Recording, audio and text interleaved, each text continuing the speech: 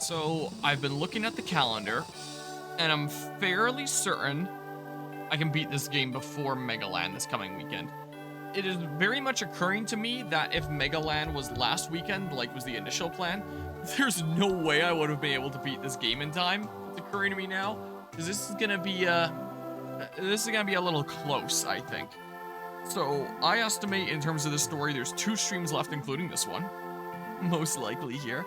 If I turn on display capture here, because Megaland's gonna be on Friday, and it occurred to me earlier today, oh yeah, Night Rain is coming out, but it comes out on like the 29th on PC, then like the 30th on consoles and such.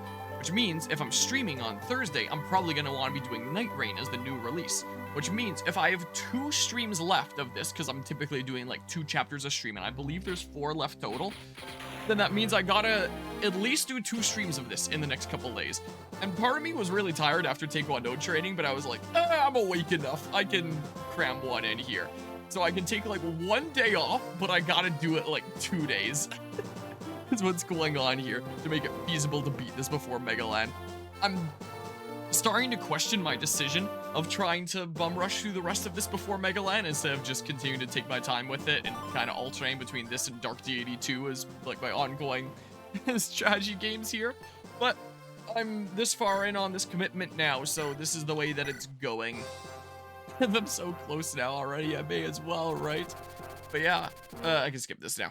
So a Japanese game, Nobunaga's Ambition on Switch 2 will allow using USB mouse. If next FE game lets you do this, how different is the game gonna be? I mean, it might be similar to like Dark Deity or something like that in that case, considering you play Dark Deity with a mouse. I saw like the post about using a USB mouse on Switch 2, which will be interesting. It'll be interesting to see if I can do that with like Metroid Prime 4 or something like that. But I didn't know what the game in the screenshot was, so that's a Nobunaga's Ambition game. I've never played one of those before, but I mean, I played a shit ton of Pokemon Conquest that's based on and stuff. Maybe that's the kind of thing I get a kick out of and stuff like that. I already blanked on the name there. Elden Ring Night Rain there has a kernel level anti-cheat or some such there. I think we're pretty good here in terms of setup. So I did attempt this map once at the end of last stream when it was like super late at night here. And I called the stream close to like 4 in the morning or something like that, I think. And the stream last night, I ended up doing Last of Us Part 2. I can talk about this while playing, because this is going to be long and boring. Because now that Roy's promoted, we're just going to like grind him up. And I started doing this map and attempting that, and I got these chests, and I was chilling out with my group over here because I wanted to feed these enemies to Roy. But then I realized that there's going to be a thief that appears there and is going to take those chests, so I am actually going to need to rush over there. And this squad is probably going to be fine to do that, I think. So there might be some interesting story stuff happening at the end of this map, considering this is the map that is like the final boss for the main game. So final boss if you're not getting the true ending. So it won't be the final map for me, but under a normal casual playthrough kind of situation, this would be the final boss here. Yeah, so I do the thing where I go here and stuff.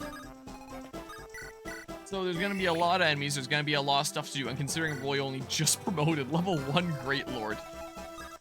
Yeah, he's gonna take a little bit of work here, I think. So time to re-get those levels that I got before. Here, support bonuses and stuff, 'cause I'm pretty sure 3 tiles is what'll do it. Oh yeah, I have a bunch of people that have stuff to use. I gotta remember here. Let's not forget that. I didn't have any... Dang it. Didn't have anything for you guys to use, right? Yeah, don't think so. There won't be anything for you to use. You have a couple things to use. Part of me is tempted to give that energy ring to Roy, but like... What is his strength at right now? Okay. Okay, Lynn.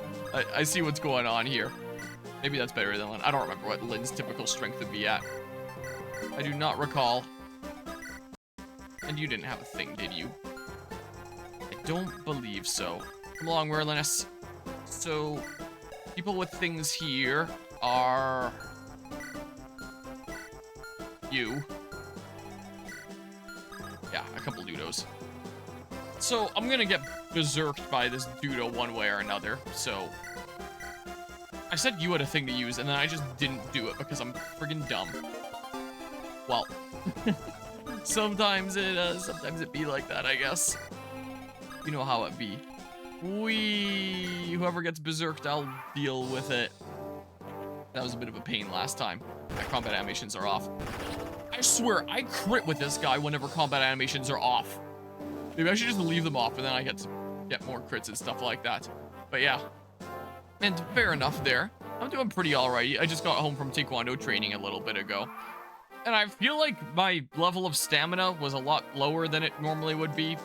Like, it was a sparring day, so that's like some of the most high energy, excruciating kind of stuff there in terms of just exhaustion, but I was having a little bit of a hard time endurance-wise. But, you know, got through things there. Always enjoy going in and training and stuff. The instructor leading the class, I might well be playing some Night Rain with here pretty soon. We'll see. Is there a good way that I can whittle you or something? Oh, that looks pretty good. If I just leave combat animations off for a hot second, am I gonna crit again? I don't have any chance of critting anyway, so. Here. And then we do this. Wow, I'm gonna need 2 pokes. Yeah, you could have used a strength ring too, couldn't you have? There, look, lots of EXP. I've got time before I have to rush in there anyway. Here are support bonuses.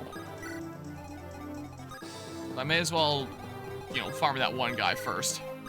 Like, I'll be in there soon enough to, there wasn't anyone on this side that I forgot to use a thing on, was there? Oh.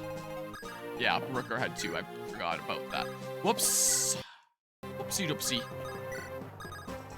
But I've pretty much just been keeping busy with... I've been doing a lot of video editing.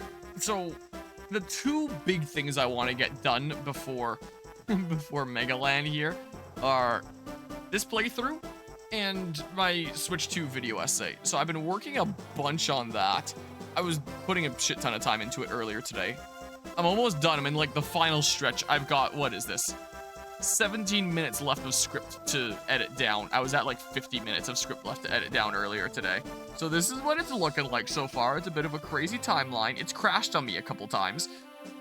We are at like an hour 13 minutes here or something right now. So it's probably gonna be like hour 20 minutes, hour and a half, something like that. Because I mean, a lot of this is gonna be like failed takes that get cut down and stuff like that. So I don't know, maybe about an hour 20. It's a lot longer than I thought it would be, but I'm almost there. So during the days, I'm kind of working away at this, and then during the nights, I'm kind of working away at, well, this, you know? Yeah, because it was the video editor that I used in high school, and I was like, oh, I'm gonna stick with that. And then lately, they transitioned to like a subscription model for like Camtasia 2020 and later. But I still have keys for Camtasia 2019, so I just use that because I freaking hate subscription services. And there's no way that I'm subscribing with exorbitant fees to subscribe to their video editing software. Like, let's see here. If I just go to Camtasia's site, it is freaking expensive, the subscription. So I'm just sticking with 2019, the version that I can own. Pricing, if I click on that on the page. Yeah, it's, so the subscription model that they run nowadays is, yikes. Camtasia Essentials, $245 a year. I think I've heard of that before. I don't remember if that was the one that I was looking into briefly, or whether it was something else. I think it was a Adobe-owned one that I was looking into, but I like couldn't quite figure out many years ago, and I was like, I'm just sticking with Camtasia, and then I stuck with that. Like, there was things that I was trying to do in whatever other one I was trying out. It was Premiere Pro. Yeah, that's what it would be. I was trying out figuring stuff out in Premiere Pro, and like maybe there's a way to do it, maybe there isn't, but I struggled to figure it out, and I was like, well, I'm going back to Camtasia. Like, I can work so fast in that. So that's kind of the way that that went. Wait, if you get berserked, you're not gonna care. What if you go in there and you just like get berserked or something? It'd be kind of cool. But yeah, that thing is crashing over and over. What, Premiere Pro? Camtasia does from time to time. That thing there is crashing over and over? What does this mean? How, But yeah. And yeah, that's fair enough there. So still lots of Elden Ring content before playing Night Rain. All right, here they come. You know how it be. And then another third thing I'm trying to work on is I've been working on my truck a bit too. I've been noticing the past few days it's been raining a lot. It looks like the gaskets holding my windows in place are not quite watertight. I have a little bit of a leak, and I'm starting to get like water showing up in the cab of my truck, in the glove box area, dripping through. So that's not good, and I think that that's something that I should look into addressing one of these days here. I probably won't before Megaland. It's a future project here. I've been dealing with that oil leak that I've had for a little while now, which the shop had just told me. Oh yeah, those old vehicles, they'll just leak a little bit. That's the way that it goes, even when they were brand new, just because like the gaskets that seal stuff in there are made of rope. So there's gonna be stuff pushed through. It's not great. But just give it an oil change with fresh heavy oil, and like less stuff will leak through it. It'll be a-okay. So I picked up oil a few days ago and I gave it an oil change, and I ran out of oil. I didn't pick up enough. So I went and got more oil a day later, and I topped it up, and the level seems to be going okay. I took it for its first drive since then, earlier today. It was the vehicle that took me to Taekwondo and back. And it got me there and back just fine, and it started great and didn't really have any issues, which was really quite good. But I still need to replace the oil bath oil. What I have to do, because I haven't done that yet. I can just double poke, it's fine here. But yeah, I don't know who the yellow guy is there. Words give me your emotions. Yeah, I don't want mold to accumulate in my new glove box liner. No, give me strength, dang it. How's it going, Snow Penguin? But yeah, this one with the worst armor knight in the series, I wouldn't know. I'm not entirely sure. Here, let's go ahead and poke. So, ooh, super poke. Doing okay? I'm doing alrighty here. Just trying to chip away at a whole bunch of things I want to get done before Megaland is all. Here, Booker, you can go. Oh yeah, your boots. Go ahead and put those on, I guess. That sounds good. Yeah. Did I do things on this side? Not quite yet. I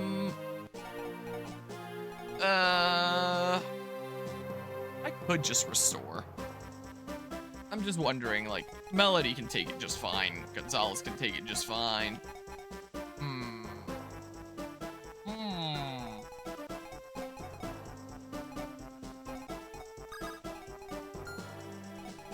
That guy's on his way down to Funky Town here. Scrub's gonna go over and kill him here. Yeah, I wouldn't remember this. It's been too long for me here. But I haven't had the chance to yet. I want to change the oil in my oil, like, air filter, whatever the heck it's called. Oil bath. I was blanking for a hot second there on my truck.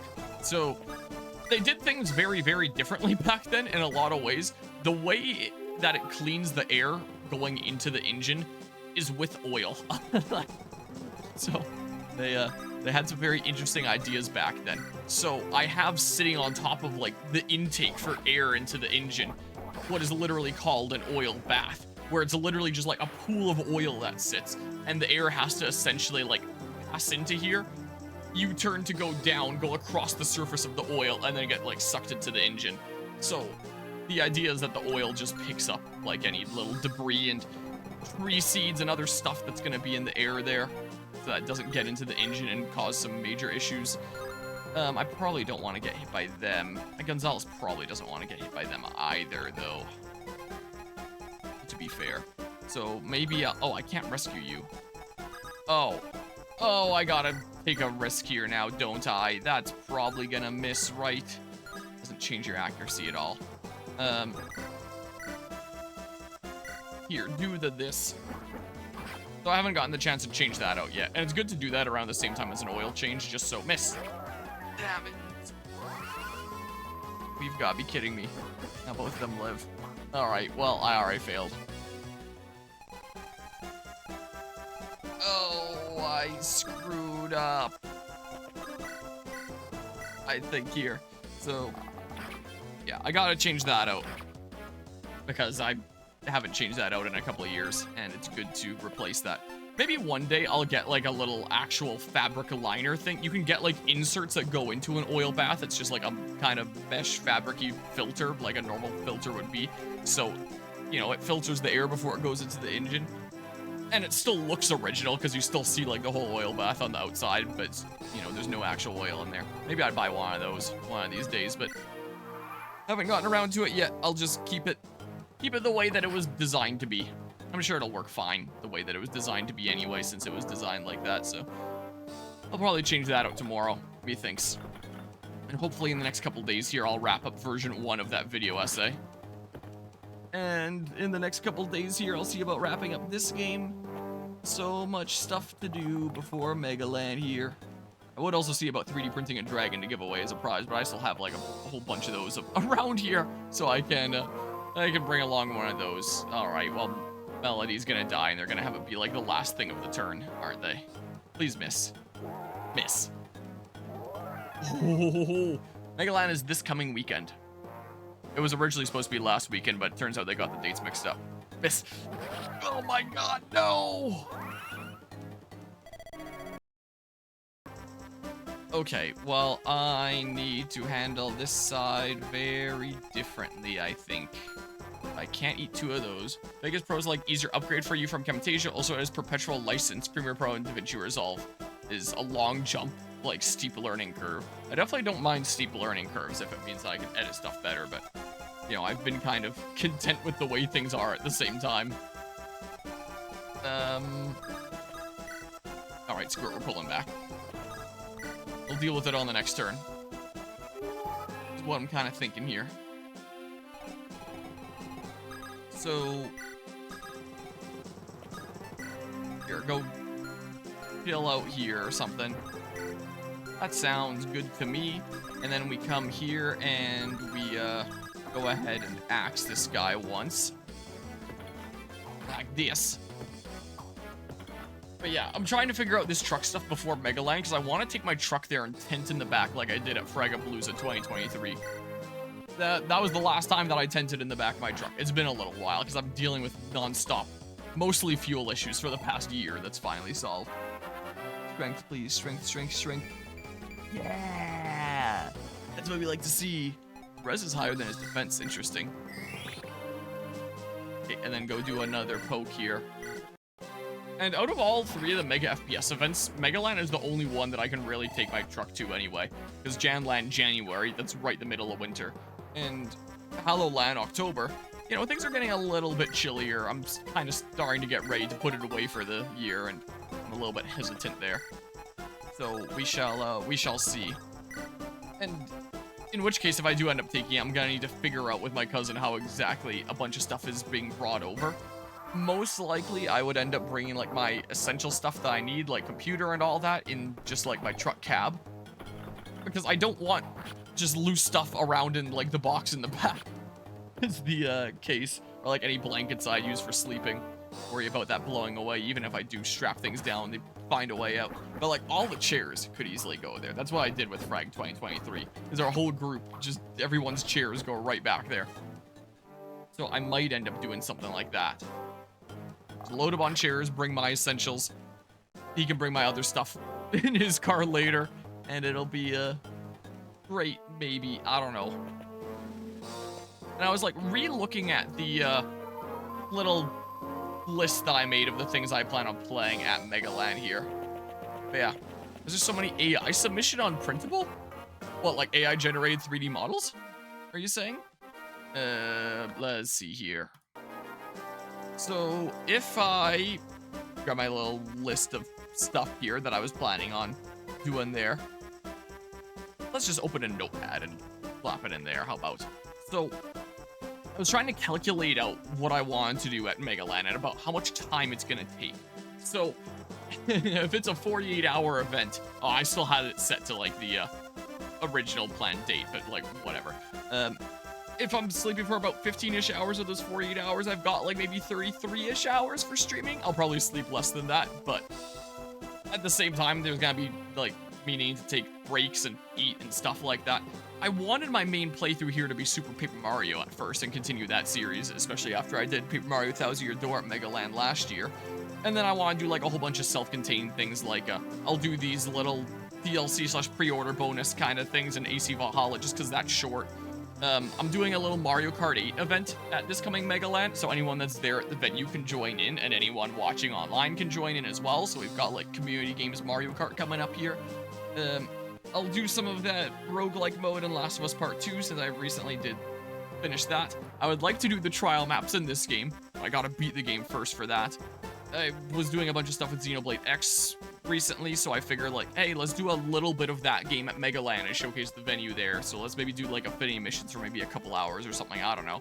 And then I want to finish off Ghost of Tsushima that I haven't touched in like forever, so maybe that'd be a couple hours. And that was my plan, and I was like, okay, that probably works out, and it gives me time to spare. Like, some of these things will be, you know, a little bit different in terms of like how much time they take. This is just according to how long to beat, and you know, same with stuff like this, and these are rough estimates based on like how long am I probably gonna be in there, how long do I think.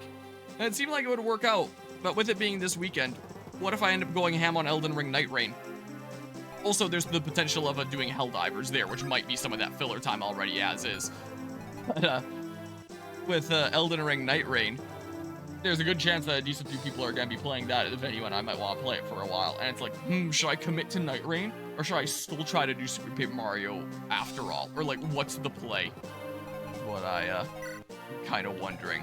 So, I'm kind of having like a little bit of a debate in my head for how exactly I should approach Mega Land here.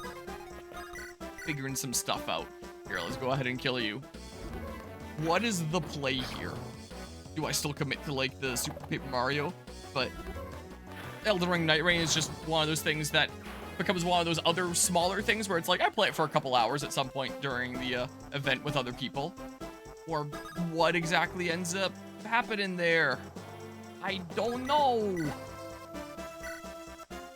As with all the LAN events, I am gonna have to play it by ear a decent bit. Just like, oh yeah, just kind of figure it out as it goes. Like, I'll try to make all these elaborate plans and see what I can wedge in and stuff with the hours that I have. But a lot of the time, I still don't have enough time, like what happened with, like what had happened with Fragapalooza last year, where I tried to, dang it. Oh, dang it.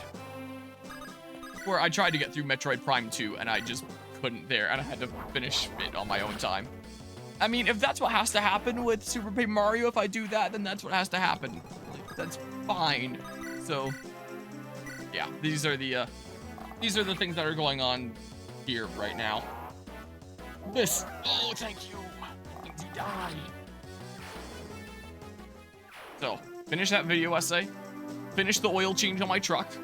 That sounds so weird, like the oil change wasn't finished. The oil change was finished, but change the oil, like the air filter there.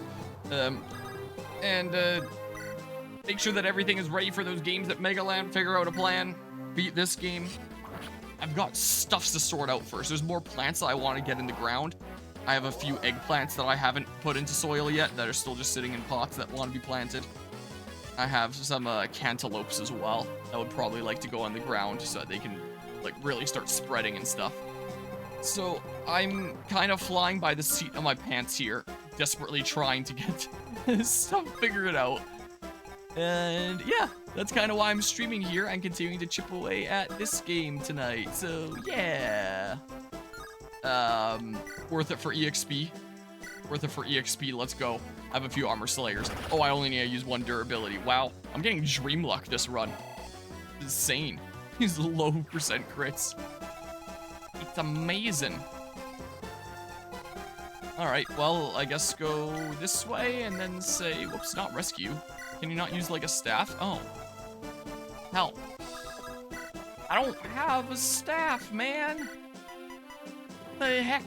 Here, take a couple stabs, and then go ahead and heal. And then magic sleeves. So, yeah. So that's what's been going on around here lately. Is there any other... There's a magic guy, but not for a little while. Press onward. Sure, that sounds good.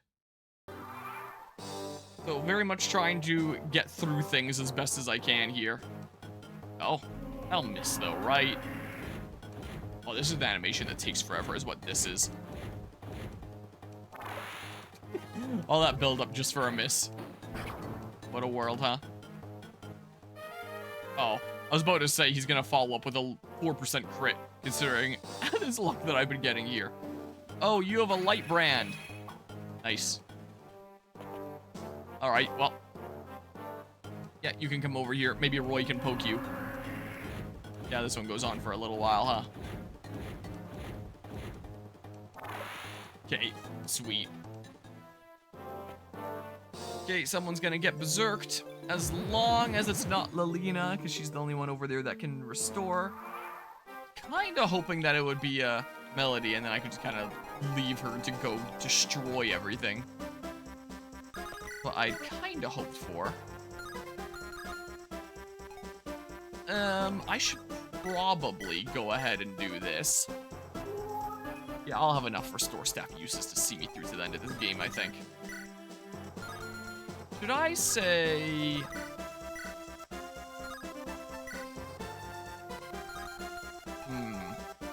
You're gonna be fine there, so I can always heal next turn. What I can do. I can just kill with thunder. Live with one with fire. Sure, I'll heal Alina next turn. Is what I'm thinking. Okay. Yep, that works out pretty good. And then Dorothy can go ahead and snippety snipe this dude here. Ugh. Be nice if I, well, didn't have to worry about counterattacks. I technically could with a longbow. But let's hold on to that for now. Look, it's gonna miss me anyway, so who cares, right? Miss me. Damn you, game. Okay, but nobody else can reach her, right? Yeah, that's A-okay. She does not risk of taking any more damage or anything. Yeah, let's not go along that wall on my low-res units here. Move you first, actually. We axe guys, so sword time. And then Ogier's gonna move on over this way. Does Roy have any good chance of... Okay. Sure. Give this a go. I should just turn off combat animations. This is gonna take freaking forever. Is his Master Lord sprite any different from his regular sprite? If so, I cannot tell any difference, quite frankly. Look at all this schmovement. I can schmoove places. Hey, then we're gonna have to sit through one last animation of yours. Such is life. Ow. Oh, now you crit. Okay. I see how it is. Strength, strength, strength, strength. Come on. Chant it with me. Hell yeah. My chanting was good enough. That was a pretty good level up. Holy crap. You're going to max out the, yeah, you are max out skill. Probably going to max out speed. I'm actually getting, strength levels here. Pretty nice. The safest one to put in there. Probably gonna be Rooker, honestly. Hey, Ray would like to go ahead and use his magic sleeves to keep Roy in the fight a little bit longer here. Like that. And then we're moving in.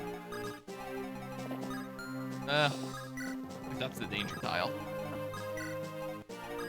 In we go. Actually, no, let's not give him the support bonus. Let's chance of him critting. Or just health, I guess, for Roy to poke. I couldn't come up with, like, the right term there. Okay, yeah, I would have killed him if I crit him. Kind of glad I didn't. Oh my god. Oh. That's a little scary. Okay, you can't even do any damage if you land it. Okay. Oh my god. I failed to acknowledge the guys that were at the bottom. But we're living. Oh. I shouldn't have moved into that tile, huh? It's fine, though, because it's gonna miss. Alright, I'm gonna have to pull back here. I'm gonna have to do. Yeah, yikes. Once it's down to just the physical guys, then we're pretty good, I'd say. Was this today? That's it. It's the 26th. Okay. Making sure here. So, yeah, Roy can do that in a second. Let's start grabbing some chests here. A Sword Reaver. Beto that guy next or something, I guess. Right along the chest here. Roy can poke from this position so that he doesn't get snippety sniped. Unless that guy has a longbow. Maybe I should double check these things. Be on the safe side. Okay. So much EXP. Okay, we're good. Nobody needs a tiny little smidge of health even. Okay. Let's see. I don't need to dance, I don't believe. On we go. Places to be and all that. Meanwhile, over here, what the hell am I doing? Maybe we'll switcheroo here. Go, Ogier. Okay. Go, Gonzalez. Be at the ready to deal with that. Let's pull back for a second here. So I can go ahead and do that and get you back in the fray here momentarily. Okay. Meanwhile, stuff over here is going to be a-okay. I'm sure. I'm less sure.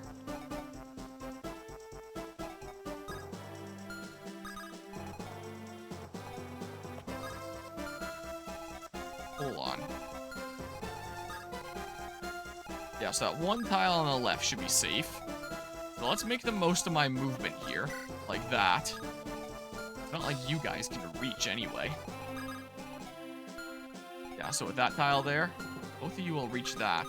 I should probably preemptively get some damage here. So that brings us down to just one person instead of two. The 4% crit is what we like to see. 41 HP is kind of unsatisfying.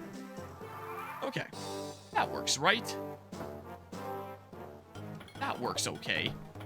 Roy can come over here and Armor Slayer this guy. He's a promoted guy, so it'll give some extra EXP too. Imagine if somehow he managed to crit me there. Landed and crit me. Okay.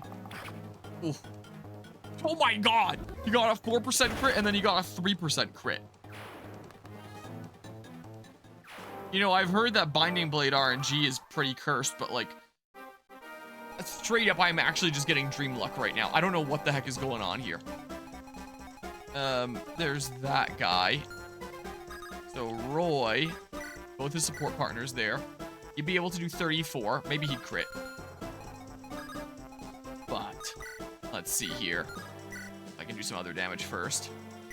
Here, sure, give this a go. We're whittling. Let's whittle you a little bit. Make you easy pickings for Roy. Poke. I could just attack with him because I can just dance for him. Might use some more Armor Slayer. Maybe let's preserve a little bit of that. A little bit of other damage first. How about then we were to say a little bit of chance of critting. Here, I crit with this, it'll be fine. That'll be a-okay if so. Okay, nice miss. Okay, didn't even crit, we're good. And then we come over here, we go ahead and use the Armor Slayer. Not right close enough to one of my support partners here anymore. So it's 16 damage instead of 17. But that's fine. And now we get strength, strength, strength, strength. Oh. Well. Let's see here. Go ahead and do that. You have like a hand axe or something? Yeah, you have a hand axe. Put Rooker in there. He's probably gonna just dodge it anyway. So it's most likely. Dragon Shield. Someone should probably pop that during this map. Okay. And then this side, meanwhile. Oh, I don't have a staff. Oh, crap. Yikes, man. Okay, well then. Okay, let's do that. How many hand axes have I used during this playthrough? Not a whole lot, at least. Well, I've used at least a couple uses of that. Here, let's hand axe that guy. And then go here, and Melody can deal with that guy on the next turn. Or just deal with him right now, actually. And he's dealt with. Screw it, I'm pushing. I'll deal with whatever. Oh my god, you've got to be shitting me right now. Why do you do this to me, Binding Blade? Oh, okay. It's not the end of the world. Okay. Okay. Okay. We go here. Go ahead and heal Dorothy. Because yikes, that 1 HP. Even at that tile, she should be okay then. I would think. Well, I guess I didn't really check. Okay, things are fine.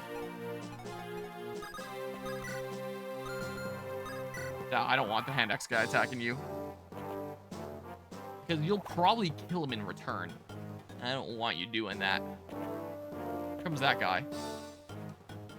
Yeah, look, you're okay. Unless the other berserker has, like, a hand axe. Please miss.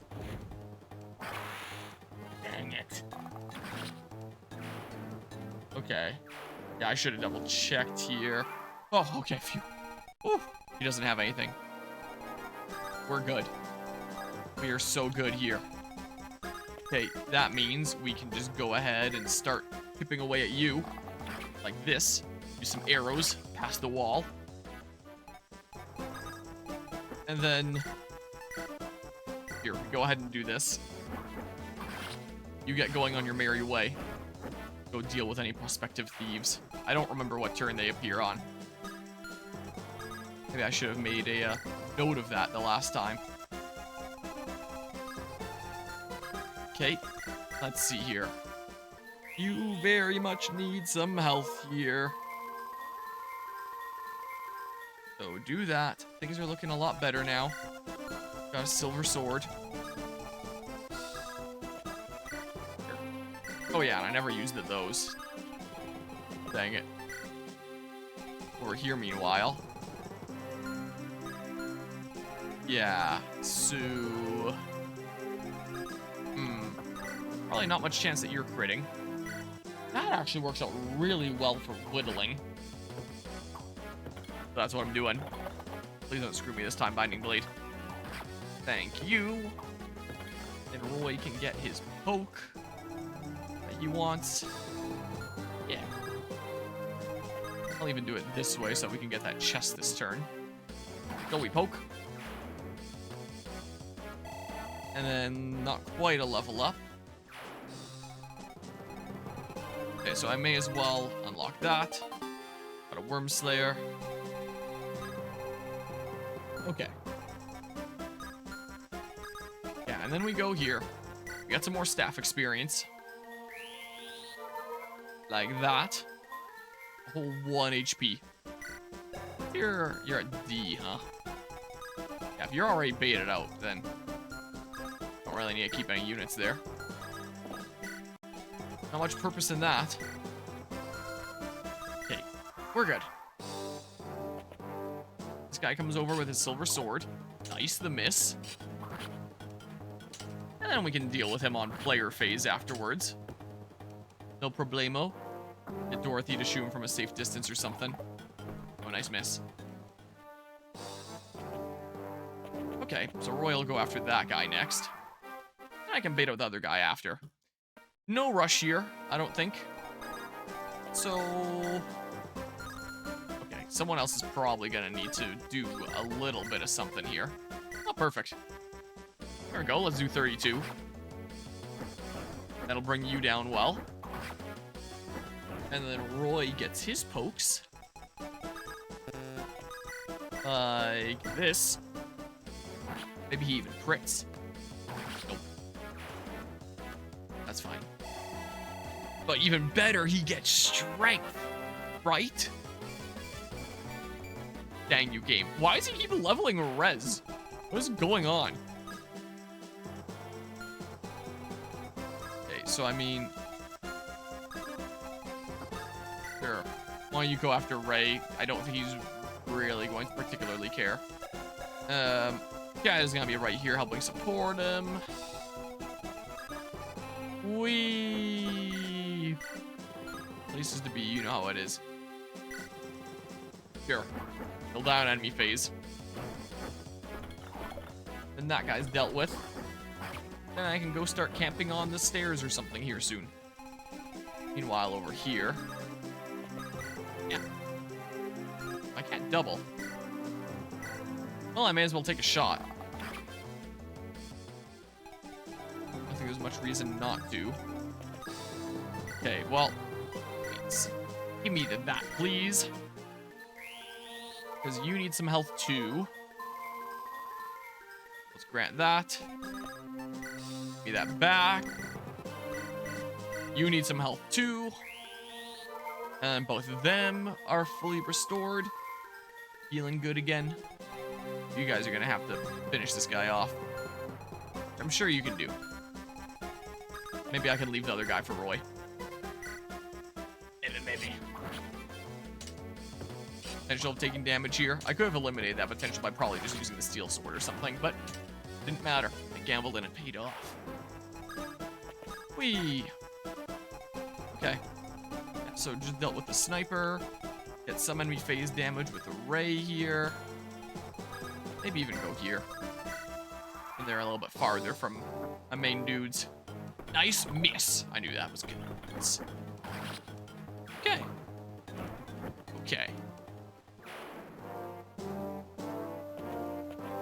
Yep, that guy's coming over here.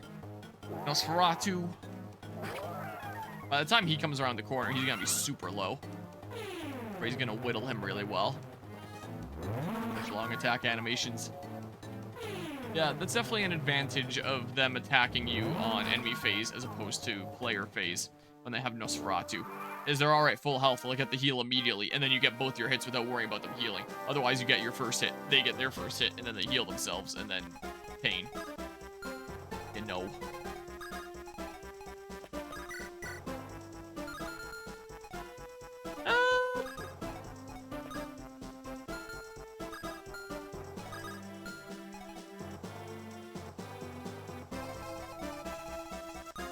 Maybe I just like fully move back now, honestly.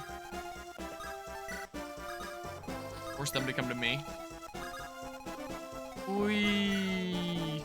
Sure, that sounds good. Sounds like a plan to me. So I'll heal up Ray. Okay, I did not really need to move that far out, huh?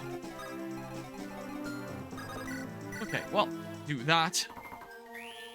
Then he's gonna be feeling better. In fact, I should have left him in range of the other guy for enemy phase. What I should have done. I'm dumb. And that would have whittled that guy really well, too. Dang it. Well, get in here. Whee! Yeah, you have a javelin. Can you do anything with it? Potentially, but, like, not much anyway. So it's whatever, I think.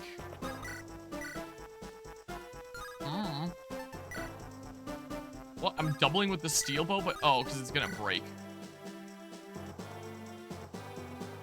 Sure, I can eat 2 16s if that's what it comes down to. Probably won't, but just in case it does. All right, this squad is moving this way. tuck into this hole for now. But Melody should be able to deal with everything over there anyway. Sure. What do those guys have? Are those the sleep guys? I think I remember them putting me to sleep. Memory serves. Oh, silence.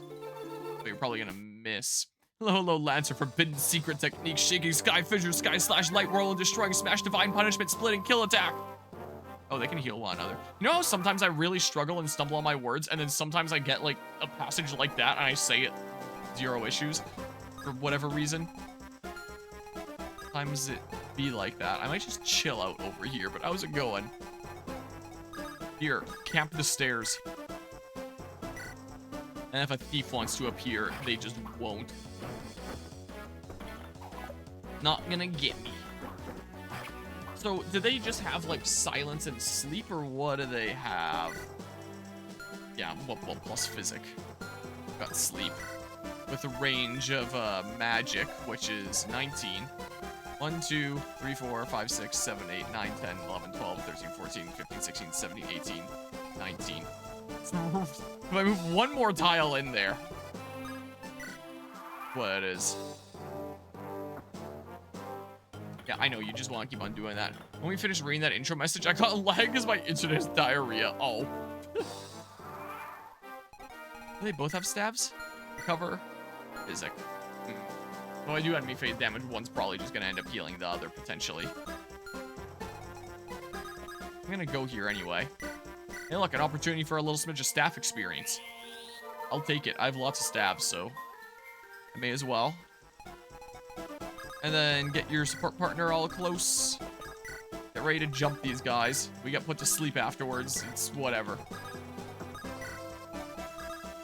If we sleep, we sleep. Oh, that 12% freaking landed. I wasn't paying enough attention at the time. Alright, well, go, I guess. Melody's not really gonna need extra help unless she needs, like, healing. I guess you guys can just kind of chill here. Someone want some staff experience? Well, I mean, let's see here. Give me this. I'll use that. In unrelated news, picked up Paper Mario Thousand Year Door again. I'm hopefully gonna actually finish it this time. I assume the Switch version, since that's a lot easier to pick up. Not the original legendary GameCube copy. Yeah, keep trying it. I don't want to move up those stairs. I don't think thieves act the same turn that they come out. Pretty sure they didn't before, so I'm sure I can probably get off the stairs. Most likely. Evil sleeves versus evil sleeves. The other guy's just gonna come up and restore this guy anyway. I guess I'm just wasting weapon durability for no reason, but I have so much stuff, so it's fine. That would also perfectly if it wasn't for that guy. Well, now I'll be able to bait out that guy perfectly because he took a weird route there. Playing the Switch version where I picked up where I left off, which is right before Chapter 6, and now I'm doing side questing before Chapter 7. Okay, pretty far in the game there at this point. It seems like. There, do that. And then...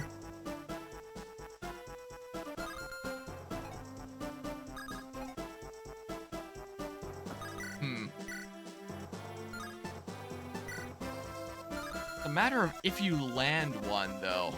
But yeah. Yeah, there's the whole 30 FPS thing where Bob there. Which I'm definitely a bit stunned about. You're probably not gonna crit. Right? And you're probably gonna miss, right?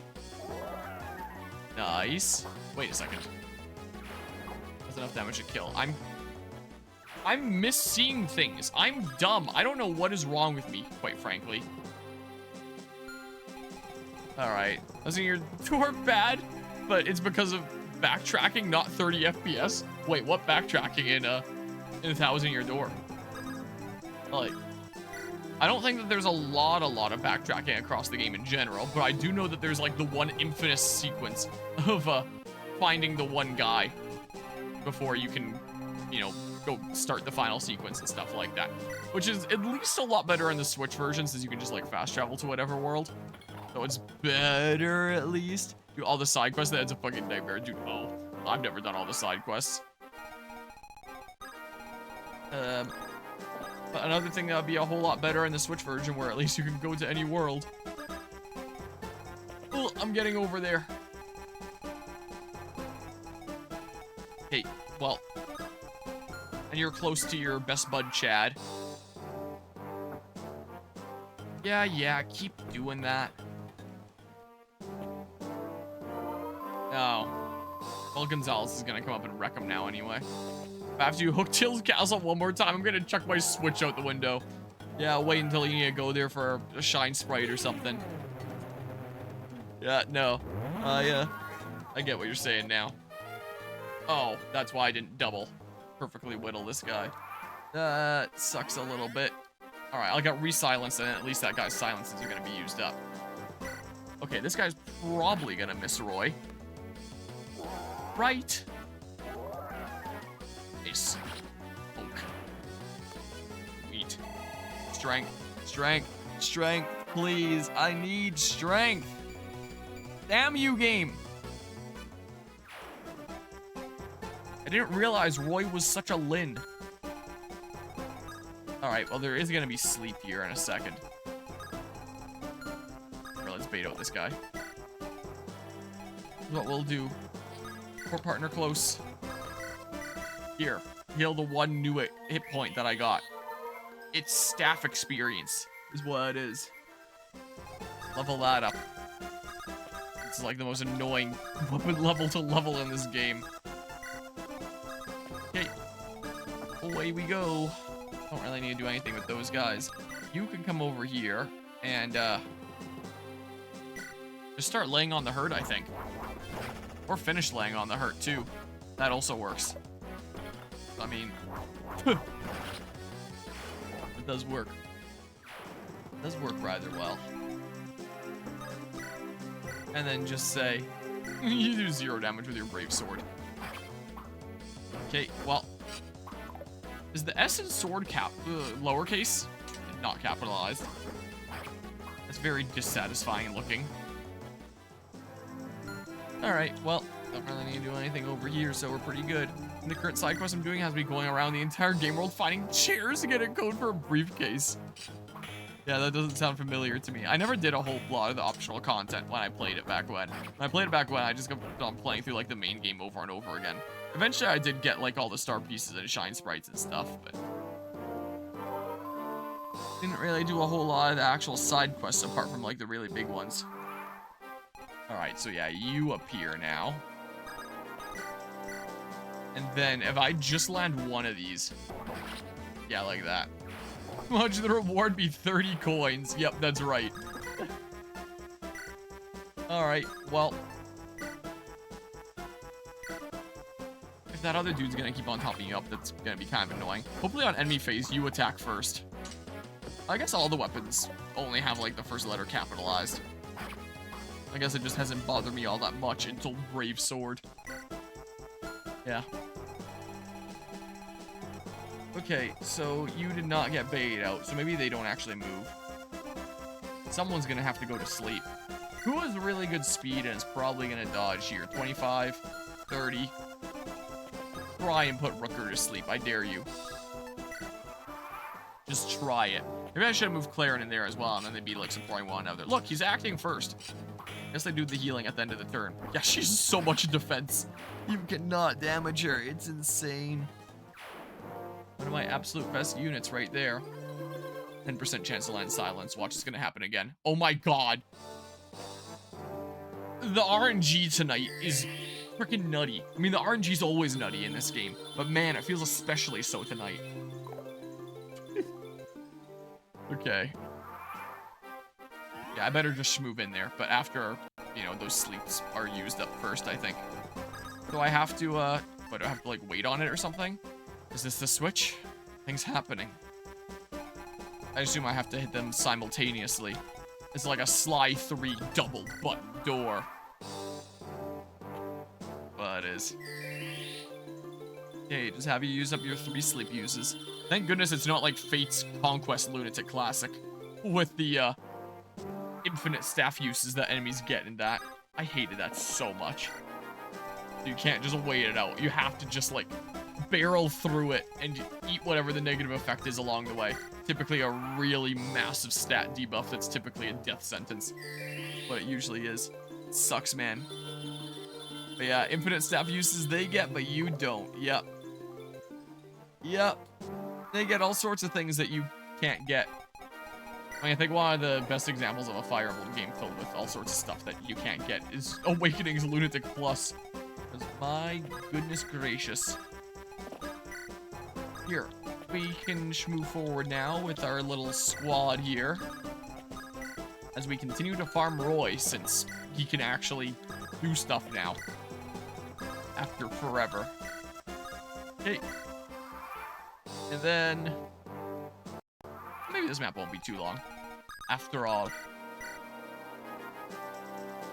It's probably not gonna hit me, though. And I can heal up Roy as I need. Miss. Poke, poke. Does this guy have, does not have a two-range weapon or anything like that. I can feel free to just go here. I don't think he's moving off of there. Roy's probably going to do more damage this time now that his other support partner's close. Now this guy has a 5% chance to hit when Laram's close. Wow, he's getting plus 15 avoid off of that, situationship there. Okay, yeah, that's fine. Yeah, just chill out, no rush. This works out well. Poke, poke. Wonder how many brave weapons the player can get in this game. I think I might have like 1 or 2. I don't know if there's a shop where you can buy them, or it's just like specific instances in the game you can get stuff. In theory, if I really wanted to, I could just let this guy get healed over and over again and continue to just farm EXP off of him by just hitting him over and over and over again. But Roy's my only person that can level up at this point, so I'm already feeding him like literally everybody that I can, so I'm sure it's fine anyway. Most likely. Here, continue to poke him. Poke holes in his arguments and his body! Best way to poke holes. Alright, well, this guy's gonna die here. Yeah, since he's the only unit that I can continue to feed people anyway. Like, even for weapon level, there's nothing left to level except for stabs, if I wanted to do the annoying route to do that.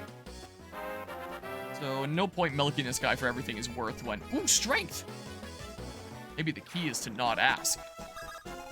Here, and then we chill out. Is this a switch? Nothing's happening. What? Do I need to wait again this turn? What? What? Do I not know how the hell this game works? Did I misjudge? Maybe something will happen now? Hey, what? Is there like a secret third switch or something? So you used all, yeah, you used all your berserk uses and stuff. Got some annoying things there. I thought it was like hit the 2 switches and then you unlock like the way to Zephiel. What I thought.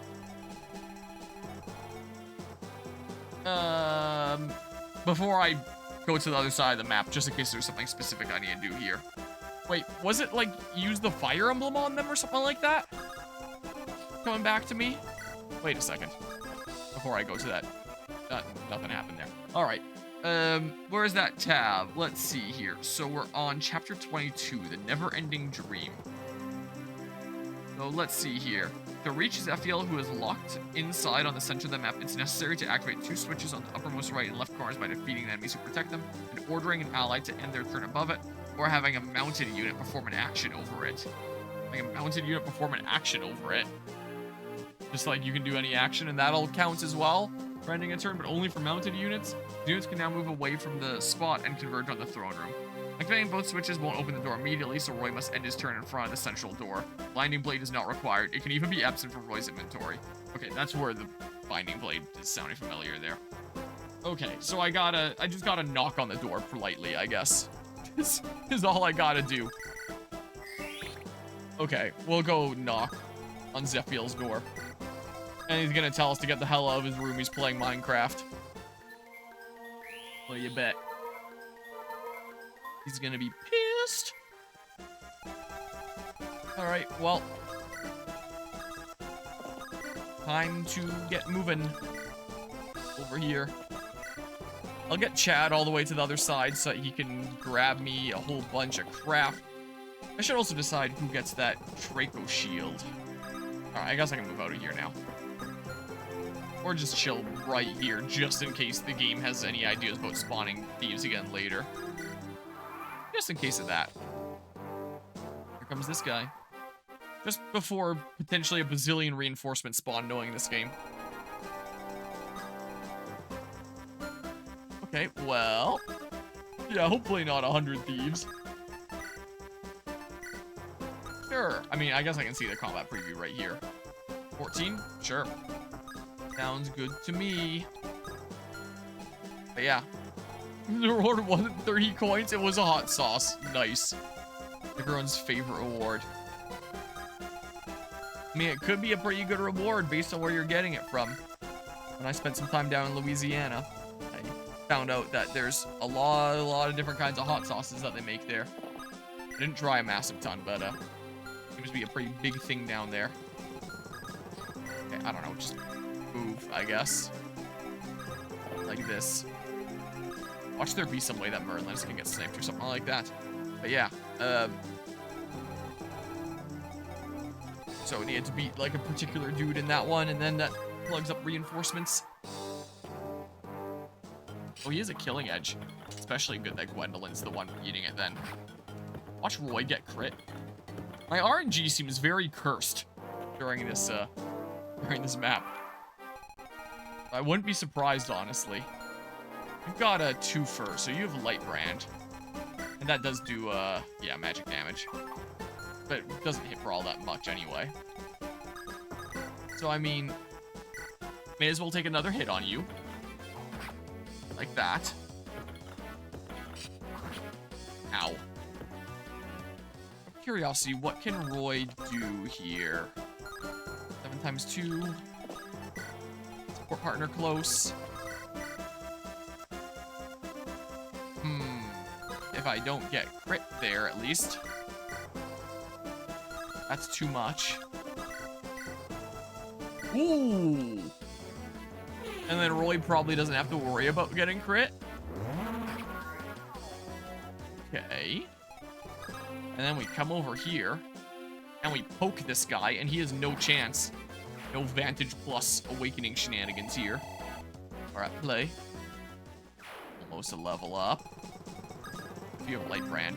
Here, go that way like that. Sounds good to me. Yeah, I'm gonna have to go a decent smidge that way. Before you think about doing anything. I can do that. Some high-res ones in the front. Then what are they gonna do, huh? Yep. Vantage plus Hawkeye. Lethality plus. Wait, was Lethality plus one of them as well? I know that there was Luna plus. I distinctly remember Vantage plus, Luna plus, and Hawkeye. But, and I know that they would have lethality. At least. No, but if it was, that'd be evil. I'm pretty sure some random guys would have lethality at times, if, memory serves here. But yeah, you're saying more evil than it already is. That mode. I don't know. Let's see here. Sure, and I have no chance of critting, so...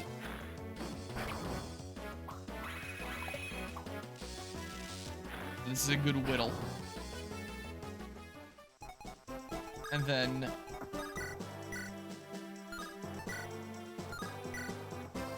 maybe I get a poke here. I don't get a poke here. Okay, well... okay, that'd be pretty good. That actually works out well. Nice. Okay, and then Roy can easily just move on in here. And he can poke.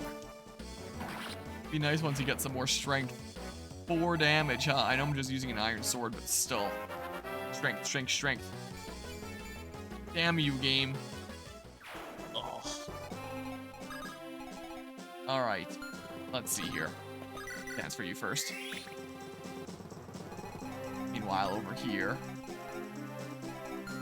I don't bait you out this way or something. I missed some of my attacks there. Be at the ready to jump this dude. Need more guys to Roy. Ah, my throat. Oh, jeez, what the hell? What's wrong with my throat there? Yeah, by going down that way, I'll be able to get these guys too. So it'll work out. It looks like. Yeah, honestly, Awakening has the most difficulty of any game I've ever played. Normal is baby food. Hard is pretty reasonable. And Lunatic feels like there should be 2 difficulties between it and hard. Yeah, I can agree with that. And then there's Lunatic Plus, which is just, what the hell was this even playtested? Did they actually have, like, playtesters who are out here beating this? Because it is so insane that if you don't get good enough defense growths in, like, the prologue, you may as well restart the whole thing, even if you're beating the map at that point. Because it is absolute insanity. And it makes it harder by just throwing in, like, the Vantage plus, the Luna plus, the Hawkeye, that kind of stuff, where it's just so insane. Oh, you're using an axe, not a sword. Because I could have wielded a lance. That actually whittles you really good. Until this one guy physics you, I guess. Well. See here, only barely managed to beat Awakening and Lunatic because the final boss's defense there is so high it was almost unwinnable. Yeah, have fun doing any damage outside of like Chrom and Lucina. And I mean, even them struggle a little bit with their bonus falchion damage that they get.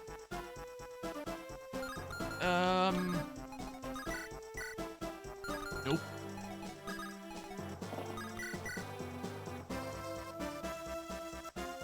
But what if I crit?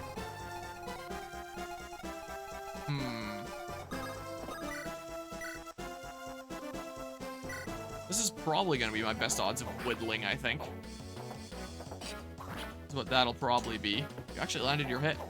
Alright, thank goodness, no crit. Working out well there. Alright, well, I do this now. But yeah, oh boy, 50 in both defenses and a skill that halves all damage. Yep. Good old dragon skin. That'll do it.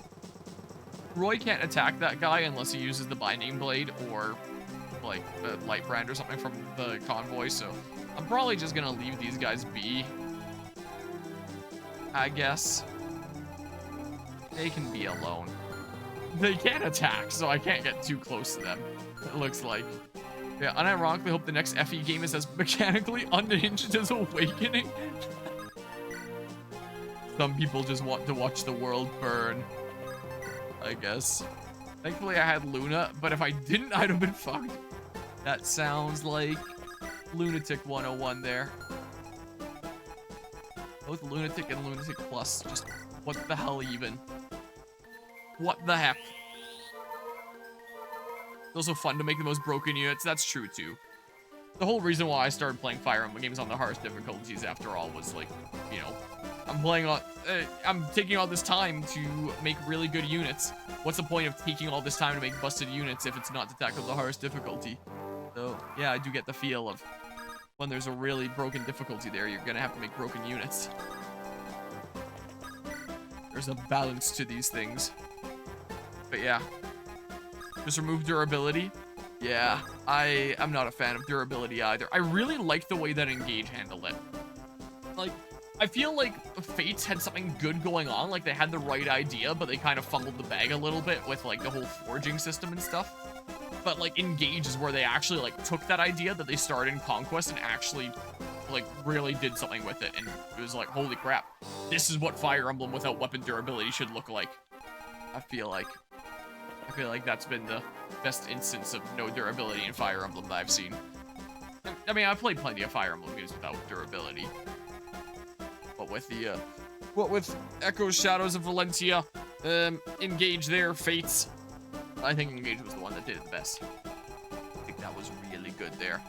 Honestly, I agree Fire Emblem is more fun when they don't give a single shit about game balance.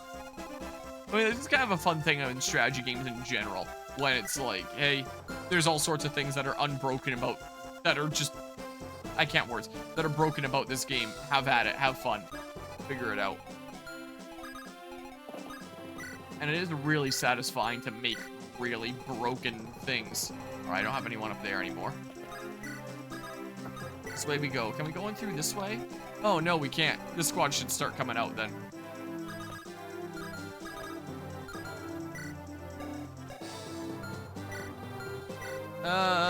8, 16, 9. I'm lazy. Here's less units to move.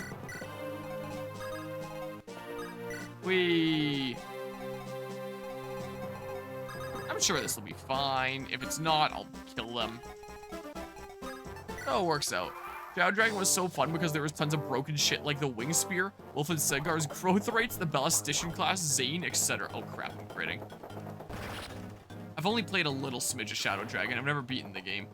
Only played like a little bit into it. And I was like, I don't know here. Also, the game's ugly as hell. And I just never really continued playing. When I was like, why would I play this when I can play the Game Boy Advance games instead? And then I kept on playing like more FE7, Sacred Stones and stuff like that. But I kind of ended up doing at the time. Maybe I was a bit too close to Roy there. You don't get your support partner close enough. Not happening. Get down here. Someone can use a little smidge of a heal. When it comes to broken builds in Fire Emblem games, this is one that I never did. I could potentially do it during my Revelations run if I wanted to. There is a specific setup that you can get with Midori, where she has a 100% chance of proccing Miracle. So, as a reminder, Miracle is a skill where it's like, you survive her otherwise lethal blow with 1 HP. Her personal skill gives her like plus 20% to skill activation rates, but only on luck-based skills, not skill-based skills. So you turn her into someone that you just like put all the luck into, and go into the Bizarra class, since it is the highest luck stat, go with like a tactical support partner just for the sake of boosting luck. Like you have to invest a lot of resources. You need to make sure that her parents are ones that are supporting her luck, and then make sure that her S support partner is one that also is giving her luck and parent bonuses and stuff. So you do have to invest a lot in to do it, but you can give her a 100% chance proc rate on Miracle. Interestingly enough. Certainly something. Yeah. Shadow Dragon on the hardest difficulty is like Lunatic Plus on the earliest chapters though. Oh. So it starts out really crazy then. Alan, where are you? Come be my friend.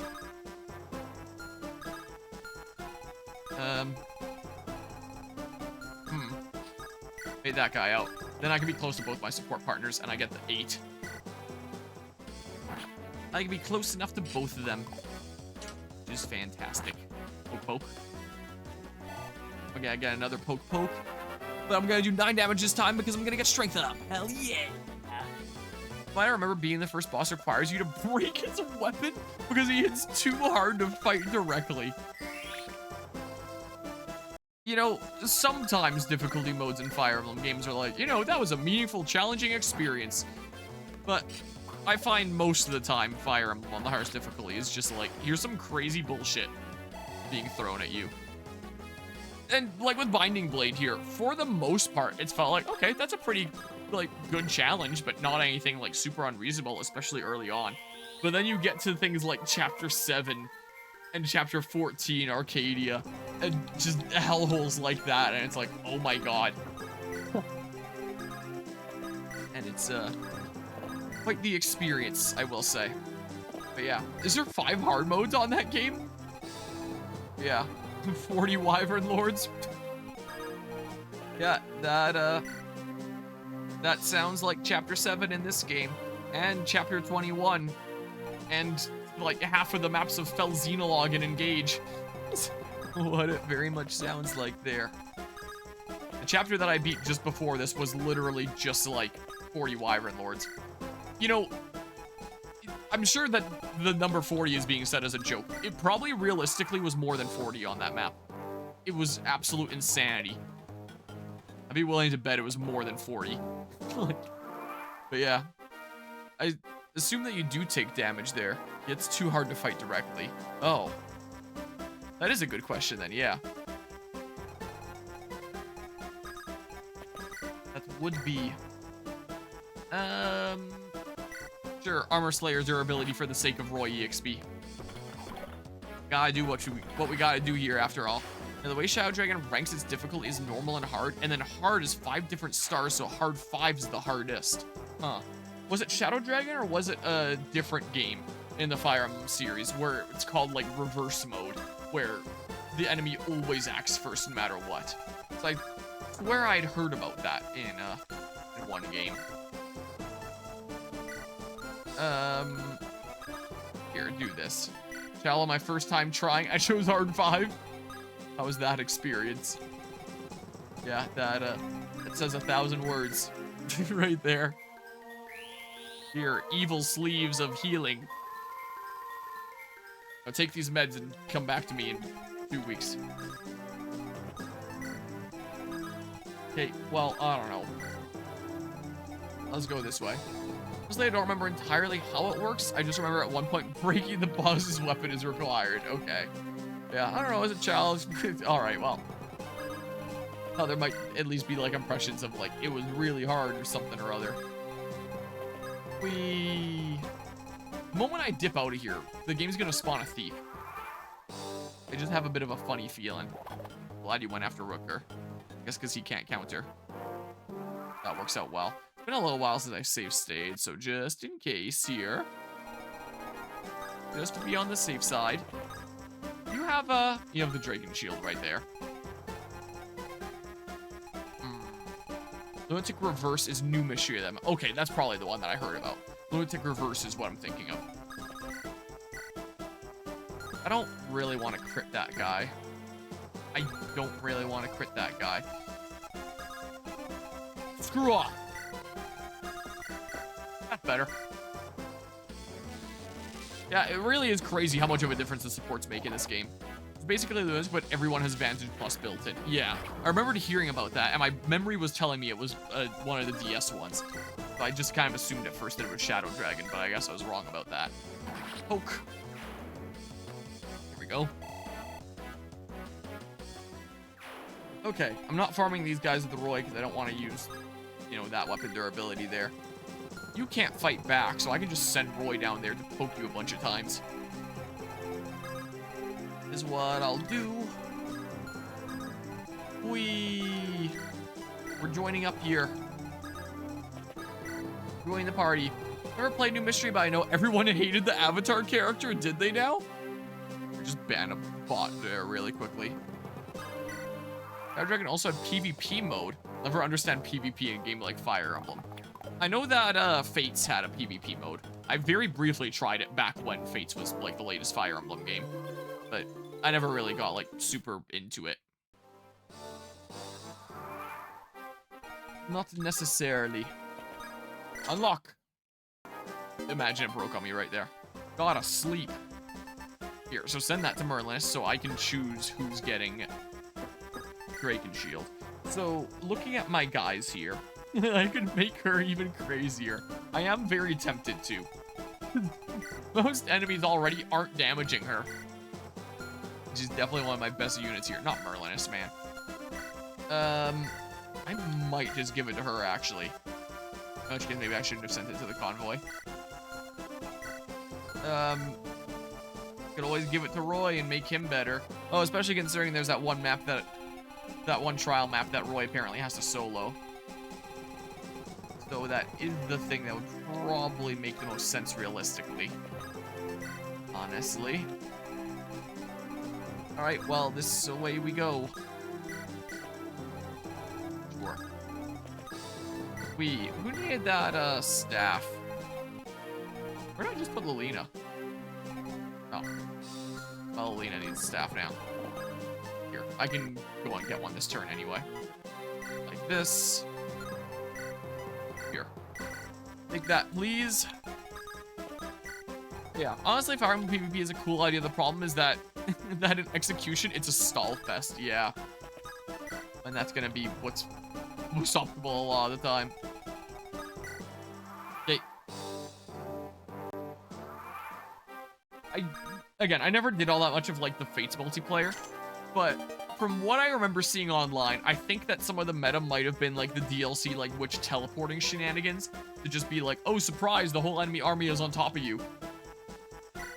I forget if there was, like, direct PvP, or if it was just, like, you face the, people that, like, the units that this other person left in their castle to, like, stand guard and stuff like that. Like, both online or in Street Pass or however the heck it worked.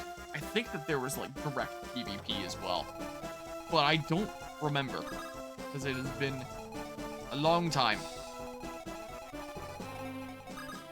Long time since playing that. Poke, poke. No chance of critting because my friends aren't around. I need my friends to be here to crit. Wait. Oh. This is gonna take a little while anyway, so. Oh, and you can use vulneraries on yourself, too. Okay, well, maybe Roy just pokes this guy a lot of times. Roy's gonna need to be in front of that door to knock. To actually open up. Okay, strength, strength, strength, strength. Damn you, game. Here. Nosferatu. For sure, send that. Just in case there's anything in, like, the central room. Probably isn't a bad idea, right? Probably. Yeah, you really want to skedaddle away. Okay, well. Away we go. Whee! And then we poke some more. Okay. Well, I'm doing mouse and keyboard stuff so I can hit the button for fast forward. Oh, yeah. You can attack there. But yeah, I know that feel of please just fucking level strength. Yep. FE7 Lin PTSD here. What's going on? Wee. Okay, well. Wee. Roy's gonna do a freaking marathon around this whole map, isn't he? That sure looks like. You're playing 3 houses where Ingrid has 14 strength at endgame. Yuck. That's disgusting. Like, and I get a flyer unit, presuming that's what you had her go down. Isn't gonna be leveling strength as much, but dear God. My goodness. Yeah, this, sure, I'll make use of this. I'll make use of this. I'm probably gonna break this sword. Or unless I might have to go over and, deliver some stuff. Strength, strength, strength, strength, strength. Damn you. Why? Okay, well. If there's that one trial map, I'm gonna have to solo as Roy. Hopefully I don't have to kill too many things. Hopefully. But we'll see. Yeah, ultimately just gave her 11 sword because her magic was higher and enemies in FE games don't know what a res is. Yeah, depending on the FE game. But yeah, a lot of them indeed. That do be true. Okay, well. Okay. This is the way it is. Also, let's not neglect this. Whee! Alright, well. Maybe just so that you're not, like, annoying over here. Sure. Do that. I want to need a little bit of health. Not over here, it doesn't look like. Okay, well. Oh, there's no more physics, I guess. He ran out. Wow, that worked out perfect durability-wise. There we go. My iron sword broke. Alright, now I can get Roy in front of that door there. Oh, they don't come over. And I don't have to worry about you physicking any of the guys, like, inside there, so that's all dealt with. Hey.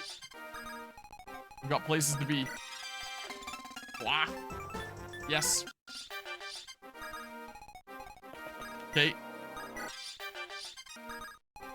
Whee! Let's get ready to go knock on that door. see what we can do here. Okay, and then, I don't know, man. We'll see here. But aside from Ingrid Make Me Cry, I actually haven't dealt with a lot of... Oh, I got really badly stat screwed. Yeah, I was for a little while in this game with Claren's magic stat just being non-existent, but after promoting it, definitely turned around a bit. It still could be better, but it's not, like, absolute garbage anymore. Is the case. I actually got, like, some pretty surprising things in terms of growth. Like, Lou is the one that has, like, more speed but less power, and Alina's supposed to be the one that has more power but less speed. But, like, 23 speed here. It's not that much different. So I was quite surprised by the speed that Alina ended up getting there. Okay, we're gonna be at the ready to zoom on in here. My units that are best at getting their face in there and dealing with stuff. Let's see, some of my higher movement ones here. Royal got ready to move in there on the next turn here. Dancer in the middle, sure. Sure.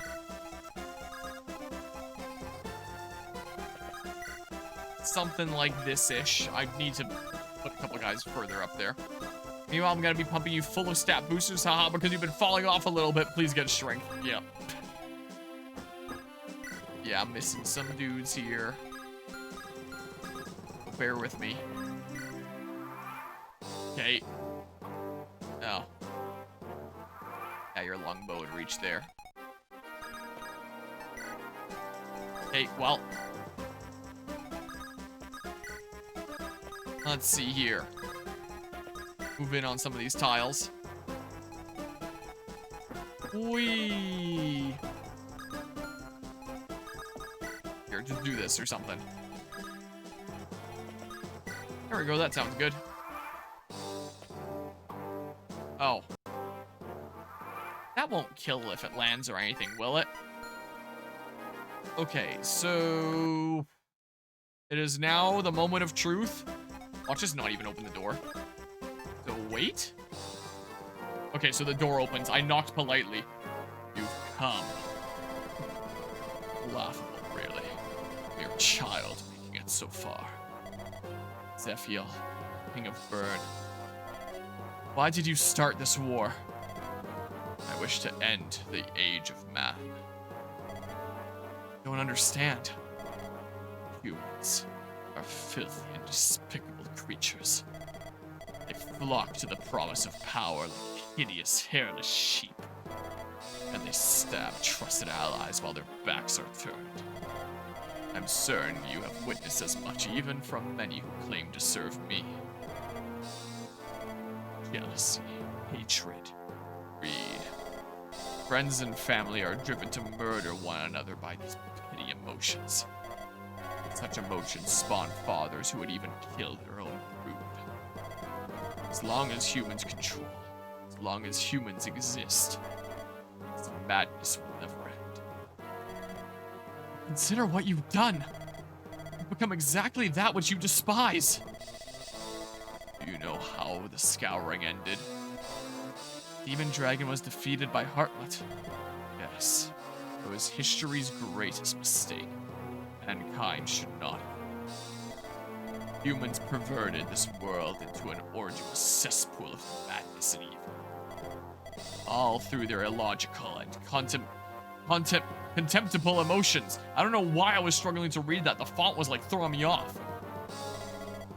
Mistakes cannot be left uncorrected. I will liberate the world from the grasp of man and return it to the dragons. The slate will be wiped clean. History will be rewritten. It is the only way to free the world from everlasting agony. Is it true that you resurrected the demon dragon? There is no need to answer that.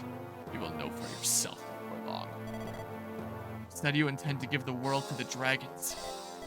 How would rule by dragons be any different? Dragons you have seen are weapons for battle. They have no self. They lack reprehensible emotions to drive them, unlike humans. The dragon's rule will be just, peaceful. The world can't be a better alternative. Some humans may commit terrible atrocities, but it has always been other humans who have stopped them. Your naivety amuses me. You've lost faith in humanity and in yourself. I believe in mankind. I know that your lunacy must be stopped. Oh, okay. Now we're getting reinforcements and stuff. Okay, so my turn ends there. What? Oh my god. Okay, I assume he's not going to be moving from there. Those are quite the defensive stats there. He has a hero crest if I feel like stealing it. It could be kind of funny. Be another thing to sell, I guess. Should I let them come to me? I'm a little bit hesitant about stepping into that range, honestly. Silver Sword, Lance Reaver.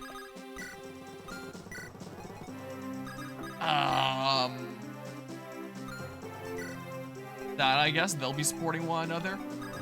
We can shove Rutger in here. Maybe be able to do one more tile forward there. Yeah, maybe I will, actually. There. Two of them can attack Rutger, only one of them would be able to attack each of these sets. Close enough for the support partner there. Be at the ready here. Slash, get out of the way of this asshole. Sure, something like that, I don't know. Okay, they all just start rushing in. I don't have to worry about being out. But I have all my guys right here. I came prepared, so I can rush in there and I can wreck them pretty equally. Crit them! There we go. Sweet. Okay, they both just want to go after Rutger. But he's not having any of that. I thought he was gonna get another crit there. For a sec. Alright, here they come. But now they have to do, like, the whole zigzaggy gauntlet to reach me. So I have lots of time. Unless they have anything annoying. Like a berserk staff. Yeah, Zephyr, why did you start this war? I thought a little bit of genocide would be really, really funny. I lost in a... Well, I guess he wouldn't lose, but I was challenged in a truth or dare. And I didn't want to say the truth. It was too embarrassing.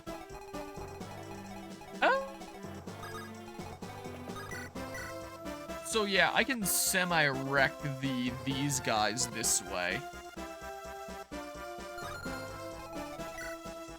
Yeah, so you have Divine and Recover. I probably should just rush in here to try and kill most of them. That's what I think I should do here. Okay, well... Evil sleeves. Okay. More evil sleeves. Background is complete pitch black. Okay, then, let's see here. Yep, I think that works out pretty well here. Probably gonna miss. This is the one that takes forever, right? Yeah, this is the one that takes forever. This is quite the animation. Nice miss. Time to die. Okay. And then, yeah, can I get away with, oh. I didn't get another sword there, huh? Might need to use steel on this guy anyway. Yeah, I mean, like, silver sword. I would eat like a 27 there. Truth is, I really hated being a useless NPC that needed to be protected during chapter 27 of FE7, so I started the war so I could grind levels. Yeah, that is an optimal way to do it. Though release-wise, since FE7 came out after this, would that be a justifiable excuse to place earlier in the timeline, but, use the silver sword. This guy's gonna give me a shit ton of EXP. So it's fine, I'm sure. Poke, poke. Right between the eyes. Oh, that gave me nowhere near as much EXP as I thought it would be. Strength. Damn you. Why? I got +1 in luck twice in a row. Okay, well, I mean, yeah, deal with this guy. Didn't think that far ahead, or maybe behind. I don't know. Time is confusing. True. Okay, well.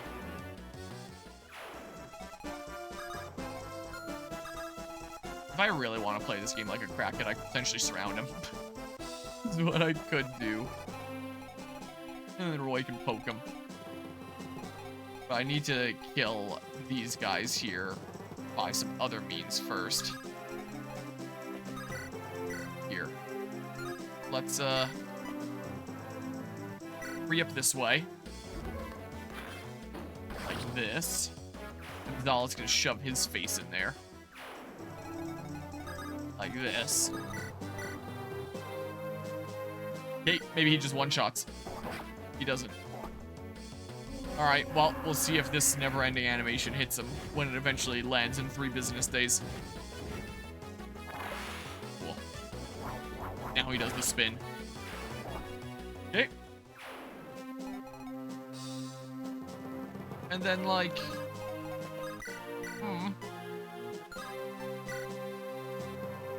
Let's see here. So I do this.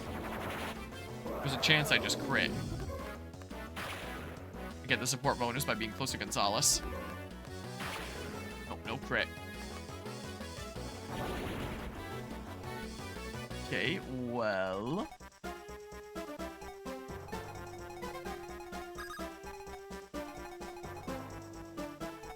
Maybe I just say...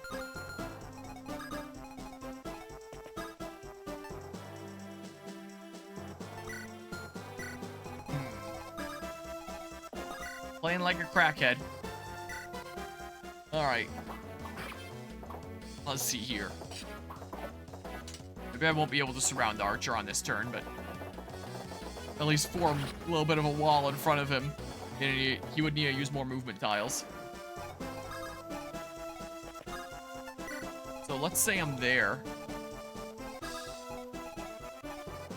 Move pretty far, but not far enough, huh? Move far enough there if that guy's out of the way.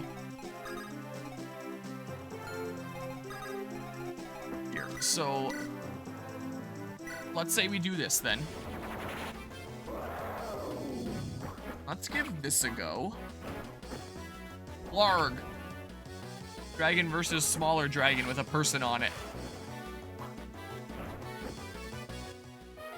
And Iron Lance broke. And then I can say, do this. And then do this. But then I should do this. And yeah. There we go. Look at that. Sweet. As long as there isn't reinforcements that appear on those stairs. Knowing this game would totally do that. Yeah, they're not getting over here. I'm gonna give you points for using Gonzalez. I always thought he was a cool character, but no one ever uses him because axes aren't good in FE6. Yeah, his growth with strength and, not skill, strength and speed at least. And I used a bunch of stat boosters to max out his skill anyway.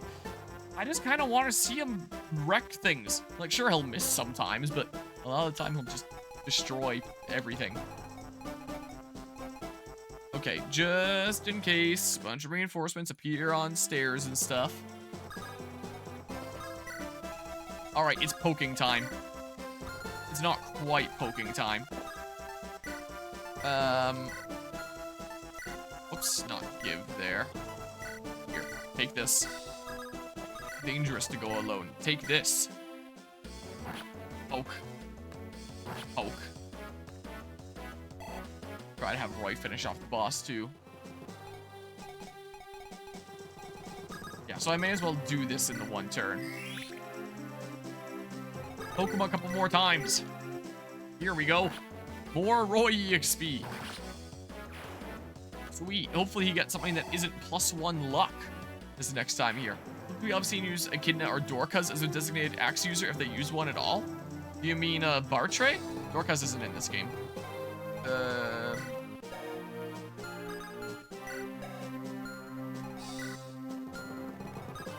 Lillian's at 8 in stabs. Give D with a bit more progress. Yeah, Bartray, I was getting them confused. What happened to Dorcas? Probably have that in the back of the mind there. I swear, in like my memes folder for going live notifications, I swear half of my FE7 memes are Dorcas memes. So, you know, there's that. Anyone else need a tiny little smidge of a heal just for some, staff experience? Could always farm off those guys, but that's fine. Yeah, you got confused with Bartray this time. That's what happened to Dorcas. Yeah, shame there's no Dorcas in this game. Oh, there's a heal that's needed right there. We can do that in a second here. This is what we can do. Wait, is there any support that I'd want to grind out? Ray and Chad. Maybe get to A on that, because all my other sports are done. I may as well get them to A, right? So, I mean, let's see here. What is the general preview looking like with one support there, at least? 0. 8. Armor Slayer. I guess he doesn't care about the Armor Slayer. Binding Blade. But what if I want to save it all to go ham him, like, right at the end? Okay, so, I mean... Oh, yeah! He has hit that I can claim as my own.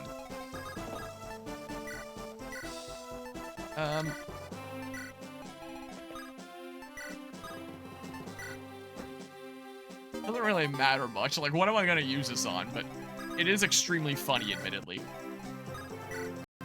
Okay.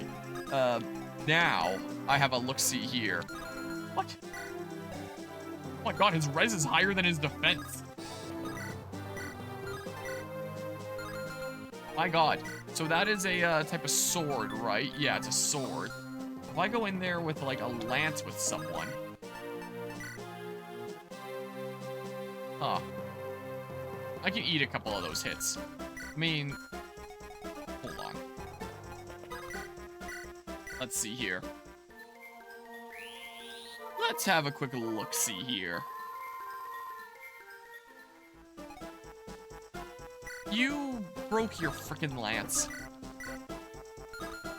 I don't know. Let's shove you in here for now. Should have stuck closer by for like support bonuses and stuff there. This is what I should have done. Oops. Let's see here. I can at least get this support bonus. Yeah, look at that. The odds are much better already. You shall not bar my path. Oh my god, I missed. Oh my god. He does a freaking helicopter. Okay.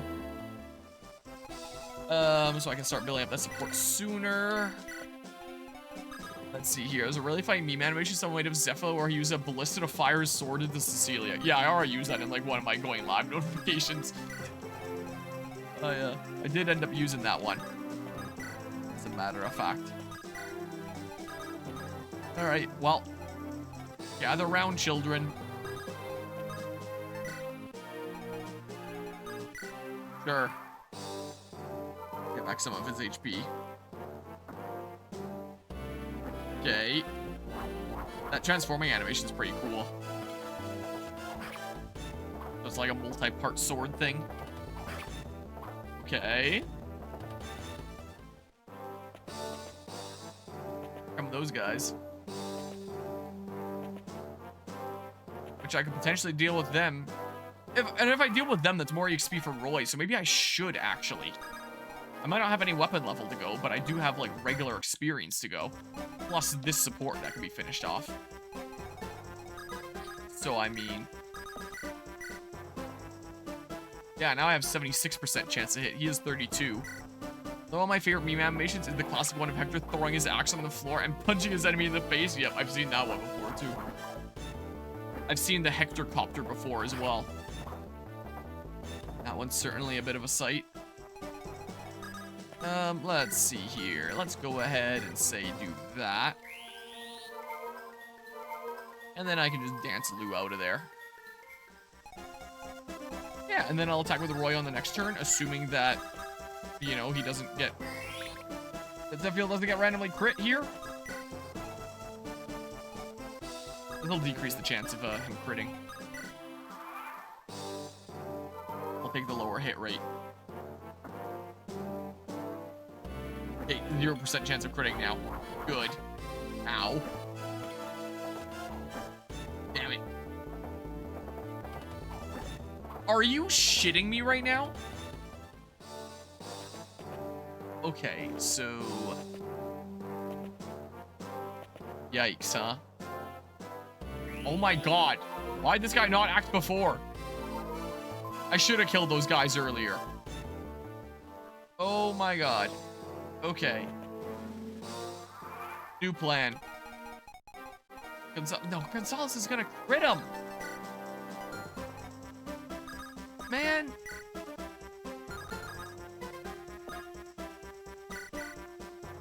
There's a cool non-meme animation someone made of an axe using Lilina where she throws the axe into the air and then uses magic to direct it into her opponent and it falls on them with a lightning strike. That sounds pretty cool.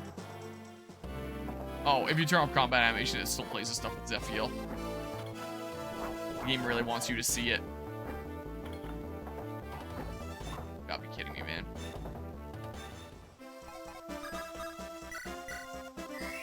Okay, well. Try it again. Wish I could find it again because it was badass. It sounds like this. Dang. That's not great, huh?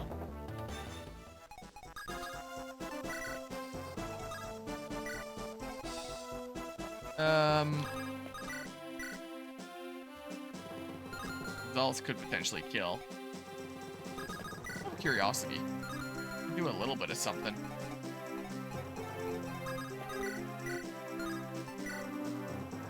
Even if I'm critting, that's fine, but like... Oh yeah. This really quickly. So then I do this. It could also just give you like a steel lance like a normal player. This is what I could well do. Alright, Melody's in there now. Okay, well. Oh! Oh! I am defeated. Remember this. My will shall never die. As long as humans retain control, madness will reign. And... oh. Whatever, we ride, I guess. Level 12. Yeah, this is like the last support to work on here. So I may as well try and get it. Not like there's any other support points that could have been built up this map, so surely I can get that one done. Do the druids move extra slow compared to the other units? It might not even be a massive ton to give to Roy. Maybe not.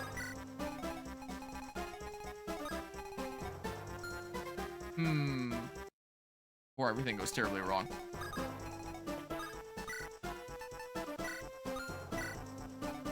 Okay, and then my support partners here. My buddies. I'm doing a little bit better here. Let's see it. Oh, I got a crit there. Wow. Okay, so then this here is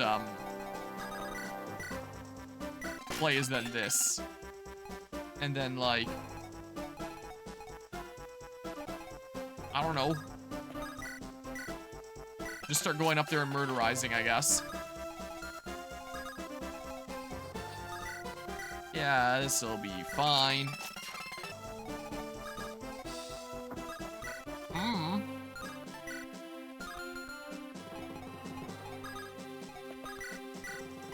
Then say, damn, I should have had like Chad close or something, I guess.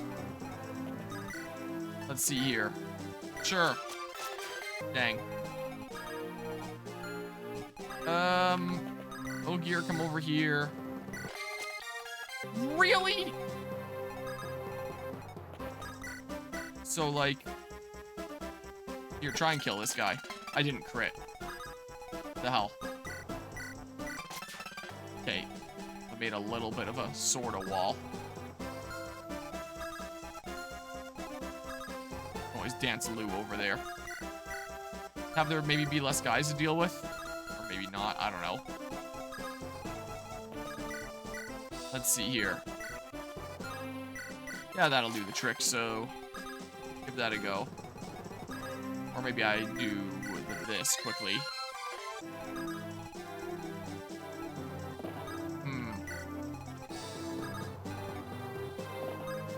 I think I'm actually gonna do this. What I'm actually gonna do. Let's see here. And do a couple pokes there. And then maybe just something like this. Okay.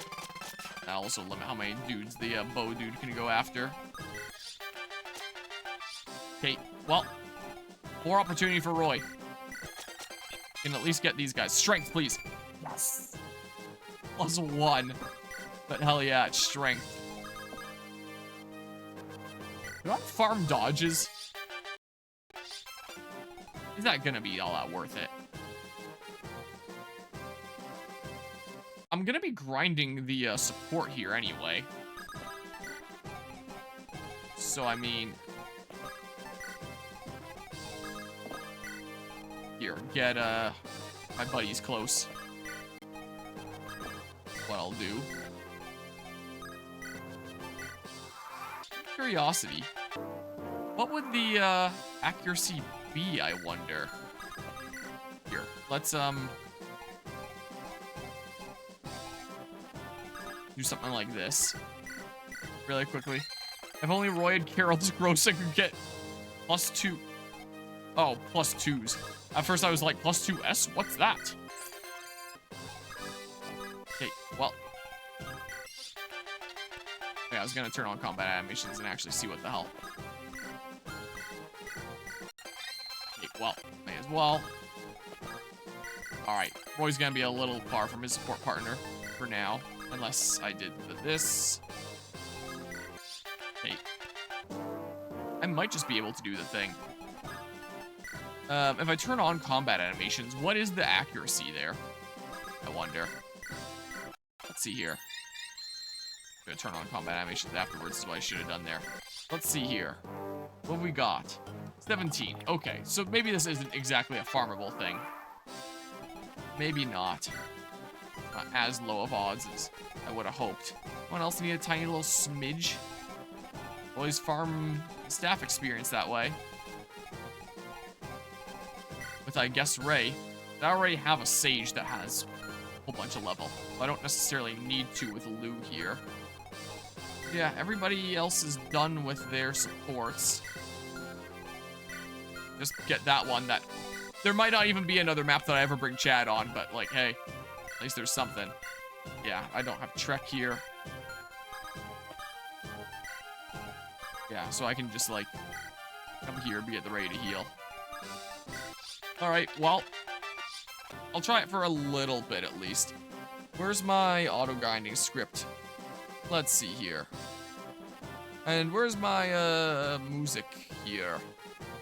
Not that. Which tab is it? Here's my DVD stream playlist. Go ahead and put that on. Reload the page, it is bugging out here. Open the volume mixer. Mute the game for a hot second. Where the heck is the game? There it is. Sure. Octopath Traveler remix from their Break and Boost album. Sure. This is gonna be super relaxing at first, I guess. Grinding.hk. Then I can kind of chill out for a little bit. Oh, I might have the timing set to, Here, let me edit that. I should start putting comments in my code that say, like, for just one unit, have it be about this much. But probably not going to be much of playthrough left I'm going to be using this on. Right now, it waits 3.9 seconds. Let's say it waits 2.5 seconds. That'll make it a little bit more efficient. Where did I put my water bottle? I kind of got a water break, but, like... Maybe never mind. I'm sure it's around here somewhere. I left it in another room. Well, he's not actually hitting him. I could leave and go get a drink, but like I'm worried that Roy's just gonna get wrecked the moment I do. Roy's using script for the best Game Boy Advance FE Sacred Stones? What do you mean use the script there? Is that a joke about like game script there? Here we go, do that. This is my auto grinding script stuff. Whoa. Let's see. It might have been a joke that went over my head. Maybe. But look at this. I can farm out more and more EXP on Roy and more staff experience on Ray while I'm also getting that last support done.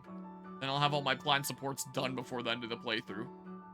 So yeah, I guess in just like a normal casual playthrough without going around doing all the guidance and stuff, this would be the final boss. So I guess the game would just like end here at this point. Maybe I should look up what the bad end is, if that's even a thing that you can easily find a video on, since, you know, Japan exclusive kind of thing here. So if people are readily making content on that kind of thing, what the bad end looks like. The auto grinding script, does it only specifically work for FE6? Nope, its inputs will do anything here. So you're just saying, like, using this auto grinding script to get, like, busted units and sacred stones. Words are hard. I'm struggling to, like, say things. I know that when I do this with units and make them cracked, it does make the game kind of, you know, very easy. Most of the time. Not always, like, the way that this game gets sometimes. But Sacred Stones is also just, like, freaking easy peasy mode game. Like, I don't remember Sacred Stones being very hard at all. If memory serves, I think it's one of the easier Fire Emblems. So, like, if I do crazy grinding in that one, then things are gonna get insane in terms of wrecking stuff, I think. Here, adjust this a little smidge. Okay. Yeah, early game Sacred Stones is pretty challenging. Okay. Maybe just less so later on or something or other. Alright, go to here. I wonder how I would handle, like, my playthrough there when I eventually do it.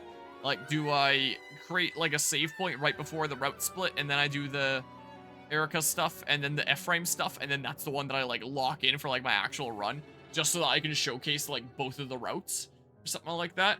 It's just that, you know, the first route's gonna be kind of sent to the Shadow Realm, or something, ultimately. So it might happen. There do be options when the day eventually comes. Okay, go ahead and do that. Bring up my script again here. I gotta stop minimizing the folder. I can get it a bit easier. But yeah, it's just an auto hotkey script. So auto hotkey is a program that essentially lets you program keyboard inputs for the most part. That's what its main function is. So I wrote code that just inputs specific buttons on my keyboard. So the way that I have it mapped out is I like using WASD for the D-pad, and then I like using the arrow keys for A, B, and X and Y if I'm, my camera broke there. It's got the red light, and now the tracking isn't working, and it's pointing down. Great. I'll fix that after the next time that I get shot there. Wow. So, all it's doing is, just, you know, hitting the right arrow key, and then W, then the right arrow key to confirm again, waiting a couple seconds, and just doing that over and over again. Is all my code is doing. It's really nothing fancy. Not exactly a programming marvel or anything here. It's just very basic keyboard inputs. Here, I don't know why this camera does this. Maybe I should look it up online or something. Because this happened with, like, my old one of this camera, too. This is the replacement that I got in. After the old one, like, fully died. I should look up if there's stuff like this going on for other people's cameras of the same type. I should do. Pop, turn that back on there.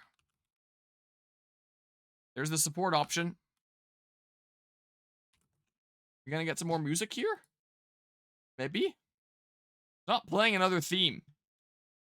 Here, this one. Final Fantasy 16 Lo-Fi. And then it should shuffle from here, hopefully. Didn't get shot there. Oh, you did get shot there. Okay. Then we'll get this support. And then he'll have his things done there.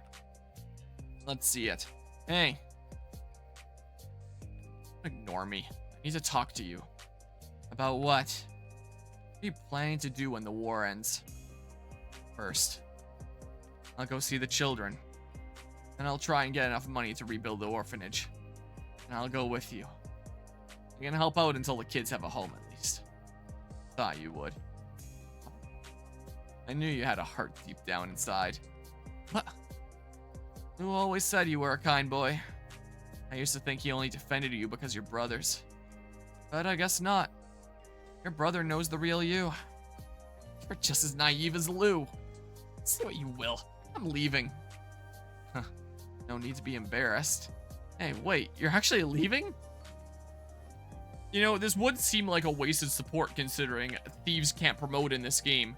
But, you know, among my squad, this was like the only option that I had. Where it's like Ray and Lou could support. And I could have gotten them to A, but I kind of wanted to get Lou and Melody to A. Because she doesn't have like a main party option either. And as like my one Wyvern Lord and being really cracked and stuff, I want her to have an A support within my active party. So, if Lou has an A support there, that means he can only get up to B with Ray, unfortunately. Then it's like, alright, well, he's only getting one B in like my active army, and that's it. So, may as well give him A with Chad and both see what those supports are like. And on the few maps where I do have to bring Chad, like, I'm still gonna have to bring him anytime there's treasure chests and I want to get loot and stuff. So he'll be being brought from time to time for utility purposes, so Ray can get some support bonuses there. Was my thought process for that. That's my explanation when I do realize that it does appear kind of like a wasted support. But it would have been blank otherwise, so I figured may as well have it be filled in with something. So I guess all my planned supports are done, except for like Trek's ones with Melody and Gonzalez as one of those backup units. That's the only one that's left. So if I randomly feel like bringing Trek on a future map here, I randomly felt like doing that, but meh. I mean, not too important, I don't think. Oh, he hit me. Close the script. Look, Roy's gonna get a level up off of this. Alright, here we go. Yeah, this might well end up being the last time that I end up doing this. Maybe we're getting pretty close to the end of the game. Might not be too many opportunities left. Roy's the only one that can capitalize on it. Nice if there's like an avoidance tile that I could be using, but he's got some good avoid with his friends at least. The case, come on, strength. Come on, strength, please. I'll see the children, then I'll raise them to be child soldiers and become a warlord. What is this, Fire Emblem Engage? Please, strength. No, and freaking +1 in luck again. I sure don't feel lucky by getting +1 in luck over and over and over again. My memory, the endgame has the Radiant Dawn problem of giving you a fuck ton of units and a very small number of deployment slots in this game here. Well, my units are cracked, so if I just have to bring a few of them, that's fine. Though it'll suck leaving a whole bunch behind. But I'll bring a whole bunch of really strong guys, and it'll be great. And my avoidance is slightly up now with my luck stat there. What I really wanted, though, was strength, man. I really would have liked some strength. No, you better not. Does that sometimes. So, yeah. There's some other stuff to talk about here. I don't know what the next Fire Emblem playthrough is going to be on this channel. I don't know if it's going to be this year or future year. I do have a bunch of other games I do want to catch up on around here. And hopefully I finally actually get a job soon. It sounds like there may be some opportunities opening up with AGLC, the Alberta Gaming and Liquor Commission, next month. So, hopefully something like that pans out. And at first that does sound like something that would be right up my alley. Like, gaming is under the label. But when it's the Commission for Alberta Gaming and Liquor, it means gaming in terms of, like, gambling, casinos, and stuff.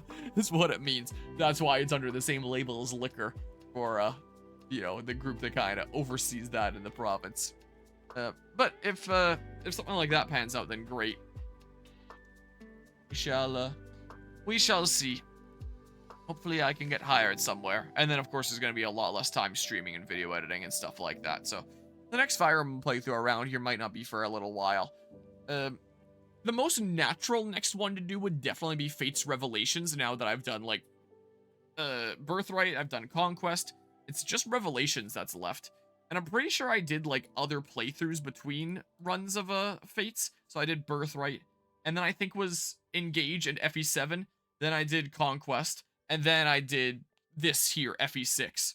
So I guess I did 2 games between routes of, Fates. So maybe I should do one more Fire Emblem game before the next route. But the thing is, once I start Revelations, I know that's going to take freaking forever. So I need to be at the ready for, like, a long commitment, like a playthrough that's going to take me, like, the course of a year on and off. Or at least the majority of a year on and off. And just also have the motivation for it. I do really enjoy Fire Emblem Fates. I want to be at a point where it's like, I've got that itch, and then that's what brings me back. I'm sure it'll eventually come, but if I'm not in the right headspace for it, it's just going to feel forced and like something I got to get through as I get through all the stuff with Revelations, which is going to have so many more maps with all the child units, and is going to be the run where I finally try to showcase all the DLC, so that's going to make it take even longer too. It's going to take so long to grind up my builds with however many characters you're getting in that one. Like, Revelations is going to be long. So I do kind of want to make sure that I have lots of time for it and have, like, high motivation for it. Like, if I'm thinking about doing Fates Revelations right now, it's like, all right, this doesn't feel like the right time. There's so much stuff going on. Looking for a job here that if I get hired is going to make me a whole lot more busy. And I just don't think that I'd be, like, super excited for doing another playthrough of Fates right now. Like, Fates Conquest wasn't too long ago. That one ended off, like, late last year or something like that, I believe. So it feels like that one wasn't too long ago. I feel like once there's, like, a bigger span of time, like there was between, like, Birthright and Conquest, where it was, like, a couple of years, then I'll eventually start getting that itch where it's like, I really feel like playing some Fire Emblem Fates. And the day will come. But it might not be for a little while here. It'll be for Fates Revelation, because the Fates playthroughs are simply magical. There's certainly something. But I'd also kind of like it to follow suit with a, you know, Birthright and Conquest, where anybody watching, like, the full series just sees it, like, jump several years. And, like, my life is in a completely different place, and that's kind of fun and stuff. So, yeah, I'll do it eventually, but I don't know that it'll be the immediate next playthrough. So, I've been debating about potentially, would the next one maybe be Sacred Stones, and then I complete the Game Boy Advance trilogy, or maybe I end up doing Radiant Dawn, what with that potentially being a trending thing coming up here, with it releasing on, like, Nintendo Switch Expansion, or Nintendo Classics as they're calling it now. Like, I think that my initial plan back when was, like, you know, do the new stuff as it comes out on the Switch, do all the 3DS games, then all the Game Boy Advance games, then Ike's games, then the Marth games, and that was kind of my idea. Those plans have since shifted. What with me doing Fates on and off here, with long times between playthroughs. The whole situation with Blazing Blade, where that was coming out for Nintendo Switch Online, so I was like, oh, I'm doing this sooner than expected, and then I started the Game Boy Advance games before I'd even finished the 3DS ones. And, like, I don't want to rush the 3DS ones anymore at this point. There's some of my favorites there, so I want to save them for, like, the special occasion where I'm, like, super motivated and hyped for it and ready to hop back in and stuff. So now it's like, oh, maybe I finish off the Game Boy Advance stuff that I've been doing. Oh, but now the Ike stuff is gonna be, like, coming out on the Switch, and people are gonna be looking into that. Maybe I play the Ike games. I never got all that far in Path of Radiance. Like I mentioned before, I played a little bit of it back when, like, a decent handful of chapters in, but never super far. Strength, hell yeah! That's more like it. And the other every playthroughs had their moments, like the part, I think it was in FE7, where me and Mortis were talking about genealogy of the Holy War, and you with zero context saw a heated debate about incest, but Fate specifically seems to generate those kinds of moments. Oh my god. Yeah, for whatever reason, there just seems to be, like, a greater frequency of just, like, the craziest things coming up in, in the Fates playthroughs. The one that I still think back on the most is from Birthright, where we talked about, like, how sick would it be if there was an anime that was just like a Florida man isekai. I regularly think back about that sometimes, honestly. That still spends a decent bit of time in my consciousness to this day. I don't even remember where all of the conversation went. I just remember the concept that I have not been able to get out of my head. So, whatever the thought of, like, any kind of isekai comes up, I think of that. I remember the Baby Yoda Bop It tangent. I think that was Birthright as well. I think that was before Conquest. What were some of the crazy ones that happened in Conquest? Hold on. Let's take a little bit of a trip down memory lane here really quickly. If I go to YouTube Studio here and I find my Fates playlist, which I believe has exactly 200 videos right now. Technically 201 because of my Azura like script grinding thingamabob. So satisfyingly, Revelations is gonna start on part 201. Remember we got political during Conquest? Sounds faintly familiar here. So what was the imagination box? Was it just because of like the rainbow effects and stuff like that? Like, yeah, most of these are just like the chapter names. There's some funny ones like the local villager Pokes tribe and stuff.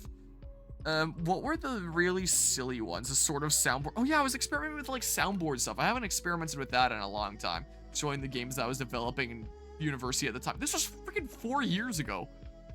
Yeah, so I did that in 2021. Oh, it was 3 years later.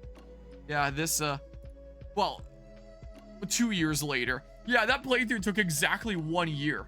And considering there's gonna be a lot more stuff to do with Revelations, we'll see. I was also like really busy with like my final semester of university and stuff, but like final year of university there. That was in progress at the time. So, yeah, finishing up that final year definitely, limited the time that I had there. I was getting 1% crits there. I was gonna read as a story. Guess I talked about like the hat and stuff there. Dude, I don't remember what was talked about here. Well, I clearly know what that part is there. Were we having like a conversation about Takumi being like a cool guy there? Or something or other? What was going on there? I was getting all the kids and stuff. Where was the Fox Girl soft lock? That is coming back to my memory as I'm looking over this. Looking at future stuff there. There was the Nintendo Direct coming up and stuff. Yeah, there was the Fox Girl soft lock. I remember that. What was this one again? Nuclear Gazebo Monsters. What was that one? The sex tier list? That one was in Conquest, right? I think. If memory serves here. There's that one, the Florida Man Isekai. How could I forget the sex tier list? Yeah, that was one that came up here. With the more recent playthrough of Conquest. This is probably the one that spends the most time in my headspace, is the Florida Man Isekai. Oh yeah, with a tunnel there. I don't remember who made this graphic, but I remember we were joking about Iago would play Fortnite like he would be like a bush camper kind of character. And I forget who made this, but it was sent to me and I just turned it into the thumbnail where there's the bush camper Iago where he may be gone but never forgotten. Freaking so that one was 85 parts, and then it was 115 parts for Conquest when I was taking a lot more time for it, and like the satisfying 200 part thingamabob there. The Nuclear Gazebo Monster was us getting political about nuclear energy. Okay. And then I also shared the infamous D&D Gazebo story. I don't remember what the infamous D&D Gazebo story is. I apologize. Oh yeah, the Conquest we were joking about, like, you know, Garen's gonna invest in NFTs and stuff like that. Castle weirdos. The supports and fates are like the wackiest things. I think the reason why so many of these weird conversations come up is also just because like the supports in Fire Emblem Fates are, well, the supports in Fire Emblem Fates, you know. It's the way that is. Now pay for your cringe.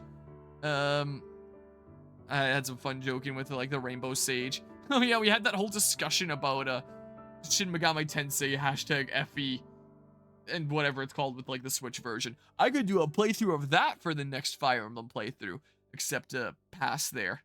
Yeah, so there's where we talked about that, and then there was like the assigned homework for people to make their own freaking tier lists and stuff. We talked about the NFT restaurant there and what was going on with like Pixelmon after its video essay and stuff. Had to do the groans of increasing discomfort.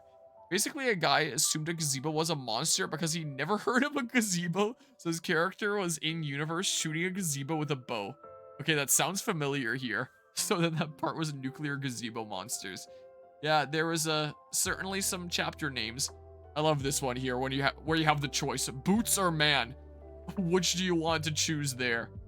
There was some actual, like, really serious emotional stuff there. I remember during, like, Conquest there is where, you know, that was the last stream that I ever had with Jesse. What with old age and stuff there coming along, and, you know, kind of doing a stream and having that going on is what gave me a bit of a sense of normalcy and being able to cope and stuff like that. So I'm pretty sure that was right in here. And of course I didn't draw any attention to that with, like, title or anything like that.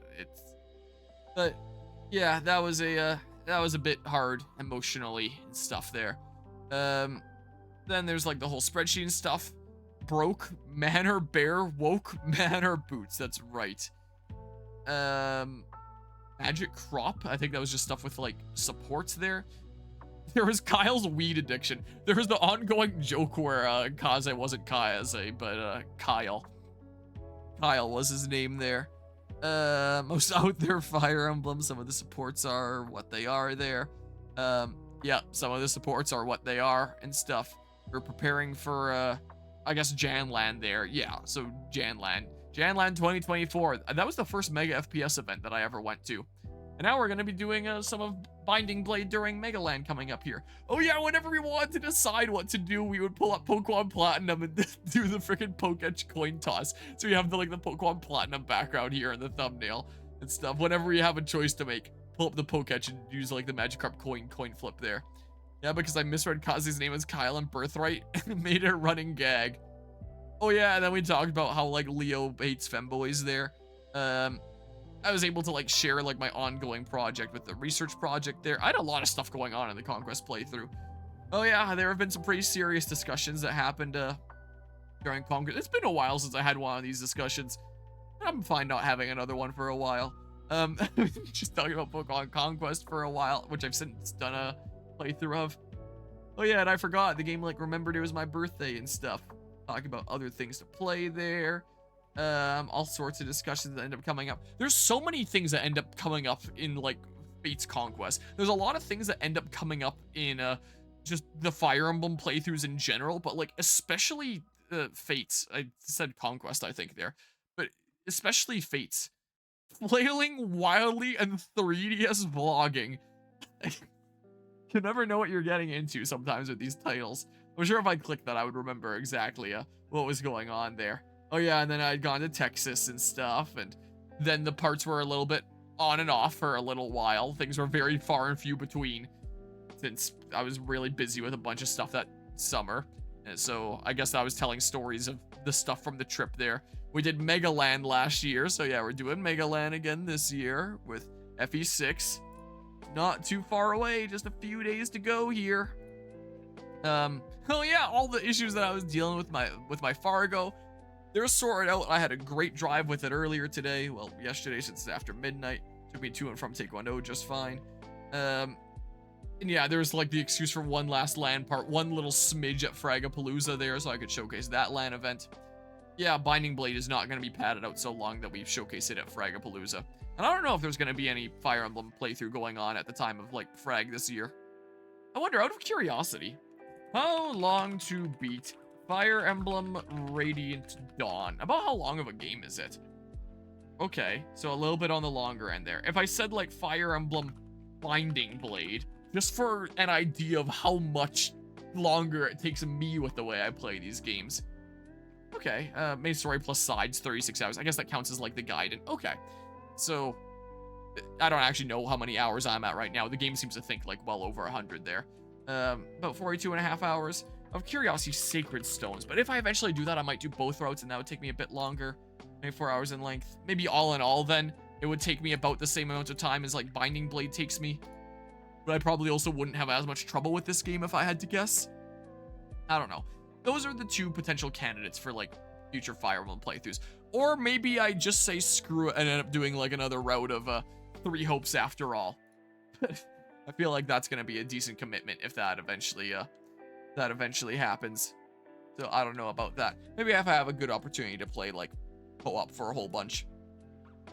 My friend from Germany, Finn, is gonna be here for this year's Fragapalooza, like he was with Fragapalooza 2023.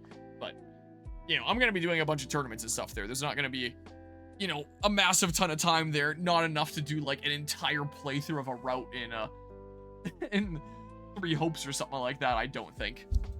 I think Warriors game coming out this year being like Age of Imprisonment with Hyrule Warriors, gonna be like late this year.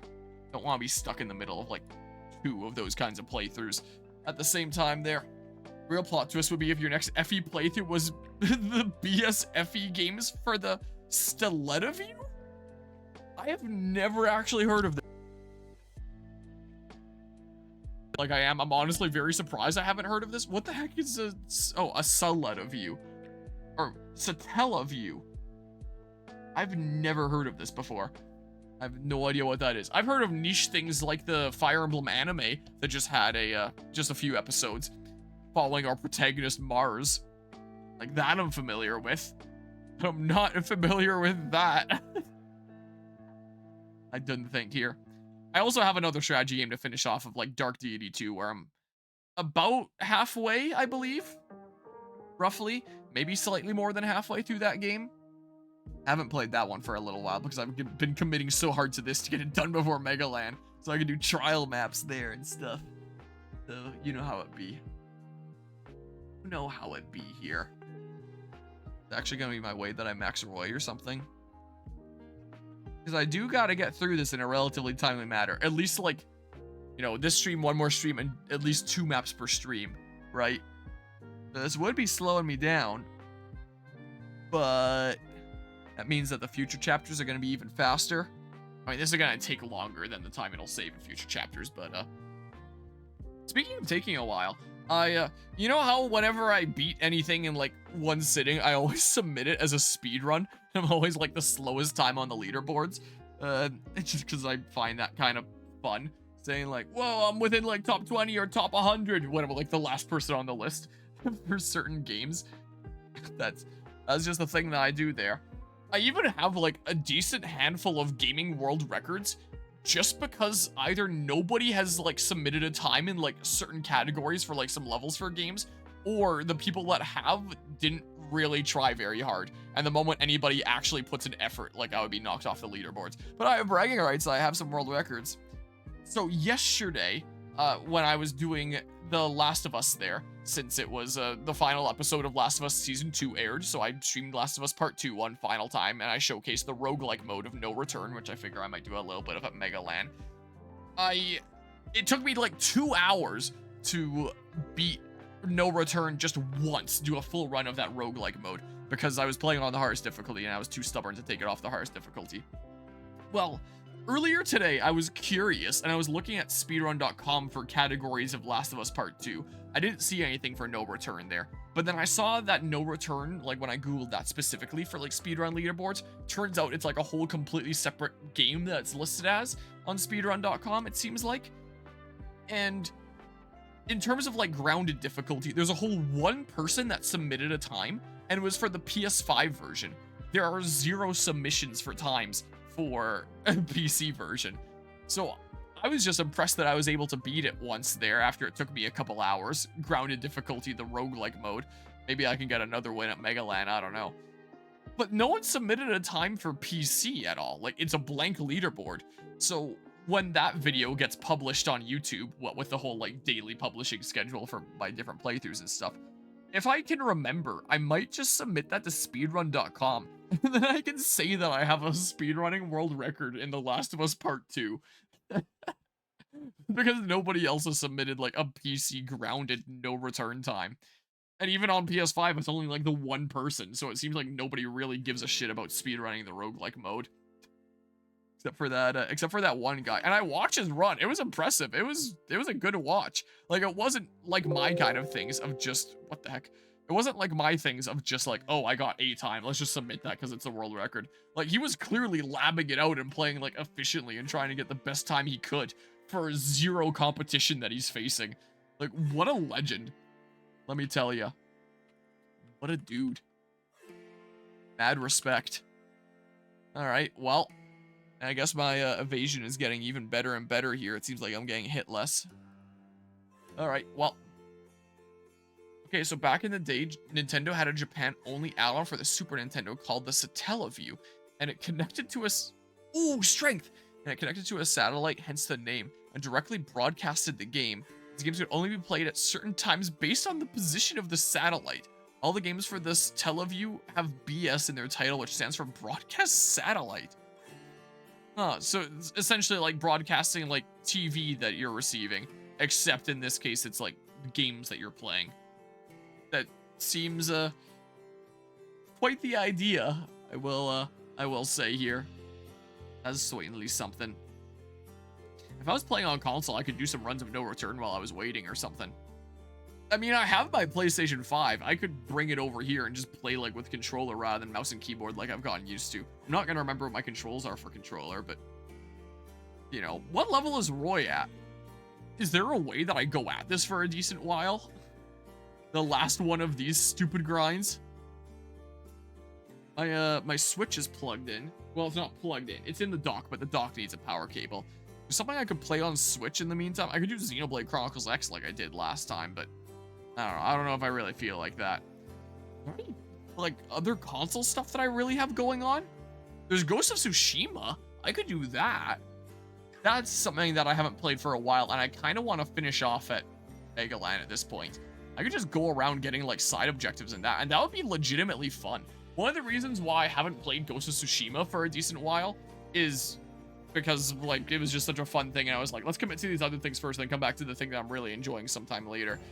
Another reason was because I kept on saying that, like, this beard was going to come off soon, and then it kept on not, and I kept on holding off on, like, the final stream of Ghost of Tsushima, so that, like, right at the end of that playthrough, you have, like, the parallel with very different looks, and then I never really got around to taking it off. I'll probably take it off before Megaland. It is starting to, like, really annoy me. I just, you know, kind of wanted to see what growing it out was like. But I also need to, like, dig out a proper working razor for that. I did shave, like, the sides here recently with, like, a razor that was okay-ish, but we'll see here. Yeah, there was this Teleview remake of Zelda 1, and there was this Teleview FE game that actually introduced several characters like Malice that would appear in New Mystery. Huh. Yeah, that's the first that I've heard of this. Yeah, I could do a setup like I've done before. My PS5 is set up in the other room right now because I was using it as a streaming device to watch Season 2 of The Last of Us as it was coming out. Using the console that I played Last of Us Part 2 on originally to watch Last of Us Season 2, the show. Ironically there. But I could always grab my console. It's not like it would take too long to set up, I don't think. I don't remember if the HDMI cable that's plugged into it right now is its own or just one that I have generally set up on that TV. Yeah, I mean, I can grind stuff out here. Doing pretty alright, Emerald Finder. How's it going? I just did a bunch of video editing today. I've made some great progress on that. I'm feeling pretty confident in the prospect of it being done for, like, the Switch 2 release at this point. So I've been pushing through that. Oh, speaking of, here's something. I was showing this while I was doing, like, Last of Us stuff the other day. I can show one of the shit posts that I made for it. So it's mostly talking about the Switch 2 prices and stuff, and really helping to deconstruct that. But here, this. But there's a bit where I try to bring up the things I feel like are very much worth criticizing about the prices. And one of them is, like, the expansions for Breath of the Wild and Tears of the Kingdom, where it's like, hey, you have to pay for the game to work better, but you're getting smartphone app content in it. And that's the justification for charging for the performance enhancements. So when I'm talking about, like, the navigation with, like, the maps and stuff like that, where it's like, oh, it gives you voice navigation and shows you know, the map. It'll save you a glance at the phone and stuff like that. I couldn't help myself but make this because it popped into my head of You wanna go, then you go to hill and go down.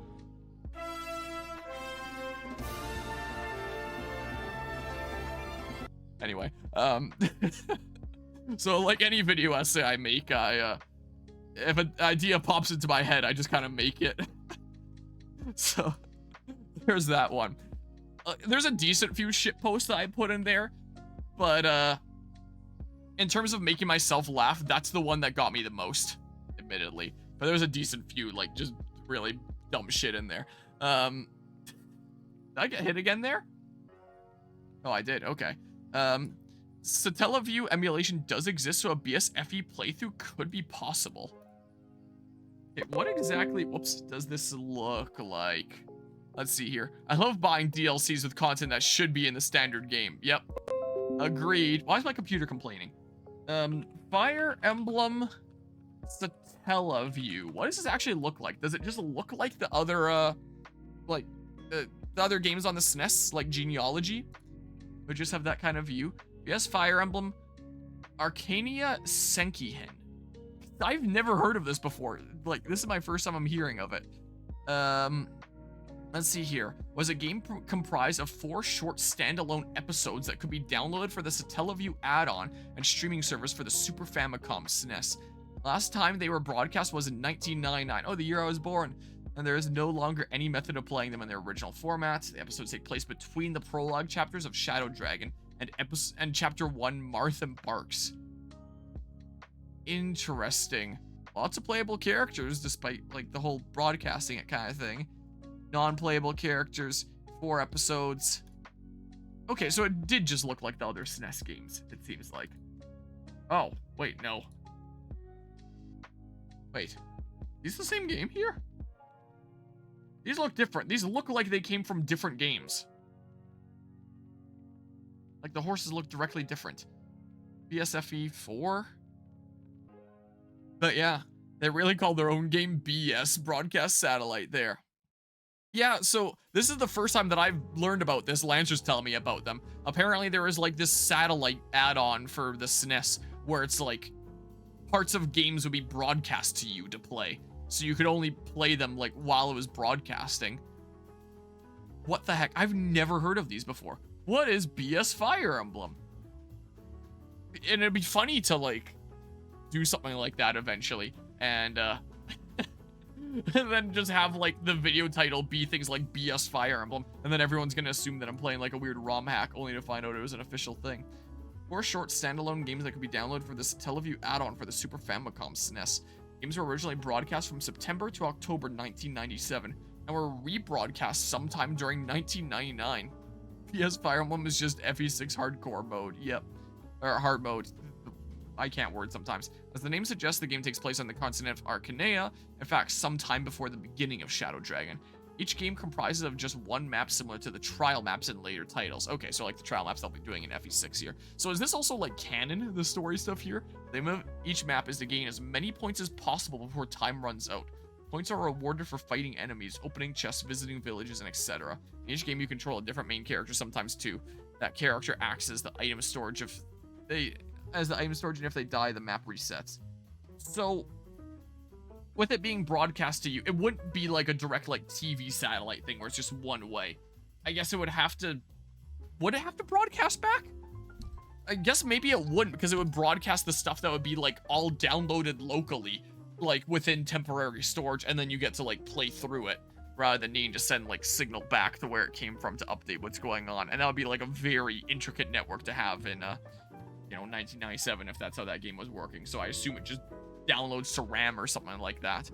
The mystery of the Emblem engine is used for this game, although there are no battle animations. The majority of the dialogue was originally voice acted and streamed, so when played on Emulator, there will only be dialogue for boss taunts, death quotes, and visiting villages. The cutscene graphics and background music were similarly streamed and thus absent on emulators. Arcanian Chronicles were later remade as bonus levels in Heroes of Light and Shadow for the Nintendo DS. What is that? Is that like a different regional name for like Shadow Dragon or New Mystery on the DS? Because those are only Fire Emblem games that I'm aware of are on the DS. Maps and dialogue are generally the same, but there are no cutscene graphics or voice dialogue. No cutscene graphics, huh? No, they don't have anything there. Yeah, so... Interesting. Yeah, that's different there. But yeah, I'm not even gonna pretend to understand how the tech works. I just know that it does. I'm surprised that I've never heard of this before. Reminds me of when Pokemon games did limited time events to catch a Pokemon only if you connected their servers at a specific time. What with like mythical Pokemon and stuff. If you didn't do that, it wasn't in your Pokedex, so you couldn't beat the game. Well, couldn't 100% it. Yeah, I think that the games would still count you as having completed the Pokedex, but you know that you didn't quite complete it. Like, so if there's any rewards with like the professor, like they'll still give it to you and stuff. From my memory, they thought of that, and mythical Pokemon are not required for 100%. Yeah, that is indeed the case. But yeah, that's You learn something new every day. I had never heard of that before. We're at level 16. I could max out Roy here. And it would take nowhere near as long as that one, like, 9-hour stream I did a little while back. Oh, I forgot to heal him there before, too. Watch Roy die there. Roy's probably not going to get maxed out here. Because, like, this guy's going to run out of durability there. Also, before I do something really dumb, potentially. Let's see here. I keep bumping my pop filter there. Remember, I had everything in Pokemon Black except Victini and was really upset. Yeah, that's how it goes with the mythical Pokemon events. At least now it's seeming, well, I was about to say at least now it seems with mythicals like you can get them in game and it's just like crazy bullshit that no one would ever guess. And I was gonna cite like Meloetta from the Indigo Disc, but then I remembered that there are still mythical events and stuff that are recent things. Like I think of things like Zero Aura. Was that Gen 7? Am I thinking to like a decent while back? Were there mythical events with Gen 8 and 9 where you had to do like this specific event? Or were they just like added into the game? I know that there was like the epilogue added in for Scarlet and Violet with the Pecharunt stuff. So you could just get that in the game without having to like, you know, download like right at the time for the event.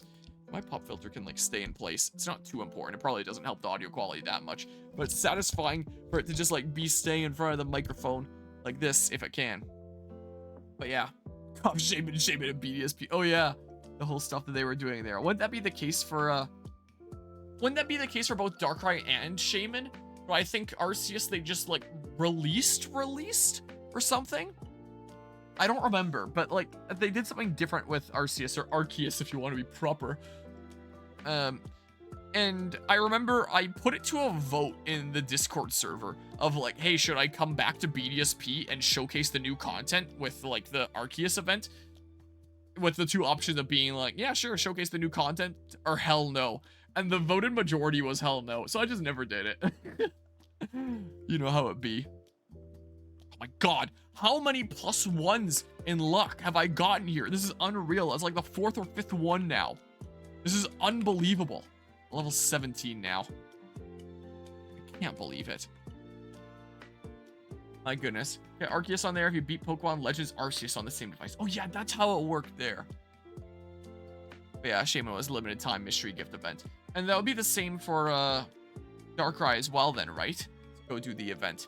I never did any of the 3 of them on my BDSP playthrough. I was just very done with that game. I have an event Rayquaza with V-Create. Nice. I mean, less BDSP in the world is always good. I don't know where my BDSP cartridge is. It might be somewhere in my Switch case. I could do that while I'm doing Fire Emblem here, while this guy's shooting all his arrows. Just, you know, plug in my Switch here, put that into the capture card, and then we showcase it right now while this is going on, since, like, you know, this grind isn't exactly the most interesting thing. Never beat Legends Arceus. I like to 100% any game I beat, and that game is too painful to try to 100%, so I quit. Sometimes people tell me that they're like grinding out 100% in that game, and the question I always have is why? Like I don't get it. It's just monotonous, tedious tasks like defeat this enemy with 20 ice type moves, catch 20 of them, evolve 10 of them. Just that over and over again for every single Pokemon in the Pokedex. Like, how is that fun and satisfying? That's not like a meaningful 100%. Just like the most tedious 100% ever. There were things that I did like about Legends Arceus. I thought they had like some interesting ideas going on. I do think that it is like a step in a better direction for Pokemon. So we'll see what Legends EA is like. If it's not like a snooze fest being stuck in like the one city there and that's it. So there were things I liked about it. But if you're trying to like really grind away at that game and 100% things, it's just not fun. I don't get it. I 100% like 3 Pokemon and thought, yeah, I'm not doing this hundreds of times. Yeah. Fill the whole dex with all that. Okay, well, what are you at? Like 6 shots or something like that left? That can land? Oh, 4. Okay. Well, this might not be going on that much longer anyway. I'm not going to be getting my PlayStation or Switch to give us something else going on the side here. We can probably just ride out like this. You know, I'm currently tearing my hair out trying to 100% 1,000-year door because there's so much running around the entire fucking world for no real reward. Maybe that's what I should do right now, is a 1,000-Year Door side quest. That'd be great. But yeah, 1,000-Year Door would be one of the greats if it respected my time. Yeah, I really, really don't like it when games just aren't respectful to your time, where it's just like padding in content for the sake of content without it really being meaningful. Like, one of the best examples of sight of that is absolutely Pokemon Legends Arceus with the way that the Pokedex is handled, because dear God, that is certainly something. You can make an argument for something like Fire Emblem Three Houses, like I definitely would, where, you know, I didn't mind the calendar system at first when I'm trying to like make the most use of like every calendar time slot that I had. But by like the 4th playthrough to see all the story content and stuff, it's like, oh, come on, just get on with it. And I would argue that Three Houses doesn't respect your time as you're replaying the game. And the over first half of the entire story, over half each time, is almost the exact same every single time you replay the game, just to get to like the new content. I would argue that that is disrespectful of your time by having like all these different routes that you can take, except whatever route you take, the first over half of it is going to be almost the exact same every time. Some minor variances along the way and different character reactions, stuff like that. I would argue that that is incredibly disrespectful to the player's time. So I really hold that against Fire Emblem Three Houses. I think that part of it really, really freaking sucks. And, you know, Three Houses had some things that I liked, but in terms of Fire Emblem games, I really think that Three Houses is not for me, because I just find it so disrespectful to the player's time. Look at that, C. I want to give Lou a, where the hell is Lou? Where did I put that boy? There he is. Give him some more stuff or something? You only get like a few heals, but I mean, I can give him something, I guess. I don't know. Let's see here. Sure. He can get some. Yeah, he's got some staff uses. Yeah, sure. If I can get him up to C, I guess. This is what I can do. My script open again. You just have 2 shots, so there's not going to be much left here anyway. Yeah, running around like a chicken with your head cut off reminds me of Metroid Prime games. They're good games, but there are moments I want to tear my hair out. Agreed. Like, now that I've played through all 3 of the Metroid Prime games in preparation for Metroid Prime 4, for the most part, I did actually really like all 3. I think that Metroid Prime 1 is my favorite, and then second favorite, I'm not sure if I can decide between Metroid Prime 2 and 3. I like them in different ways. They are very different games. But man, like the mandatory go around the entire world fetch quest, solving these convoluted riddles along the way, where you typically don't even get all the hints at once, where it's like, hell yeah. Where it's like you'll get some of the hints now, and then as you unlock ones, you'll get hints for the other ones. So if you're not using the internet, it expects you to go back to like the freaking Chozo Temple site over and over again, and it's just annoying. I think the one that ticked me off the most was the tower one, where it's like it's somewhere in a tower, and it's like, okay, well, it's clearly at this place with the towers and stuff. And I go there and I check out the towers, and I think it says to like fell the tower in the distance, but the way that you do that is you have to aim through like one specific window of a certain tower to another tower that's off in the distance, and you missile it and then it falls. Like, if it wasn't for the internet, there's no shot I'd figure that out. So like both the backtracking and the convolutedness, I was not exactly a fan of. I really hope that Metroid Prime 4 does not do that, because that was my least favorite part of Metroid Prime 1, 2, and 3. Going around getting the Chozo artifacts in Prime 1, going around getting oh god, what was it in Prime 2? I don't even remember what they were there. And in Prime 3, it was batteries to power the GFS Valhalla, which you didn't even need all of, at least. I didn't know that at first. I assumed it was like Prime 1 and 2 where you needed them all, and I collected them all, only to find out that I didn't even need them all. So, I got all those collected there. Here we go. May as well go win now. So I may as well do 551, huh? Maybe I should win on turn 551. Maybe what I should do here. Chrono Trigger is only 15 to 20 hours long, but every single second of it is meaningful and adds to the game as a whole. Yeah, I really, really like games that are just like short, confined experiences. It's why I've started like really re-falling in love with linear games again and starting to like really hate open world. Because I feel like so many open world games are just like content for the sake of content and it isn't really meaningful. I think the only open world games I've truly liked for being open world are Assassin's Creed 4 Black Flag, Xenoblade Chronicles X, and now if you want to count it under the label, I would count it as like a semi-open world, Ghost of Tsushima. I really like that game and the way that handled it. I found that one like really fun gameplay loop with the different challenges and stuff around the world, and like the unique perks that they give you instead of just like the same repetitive crap over and over again.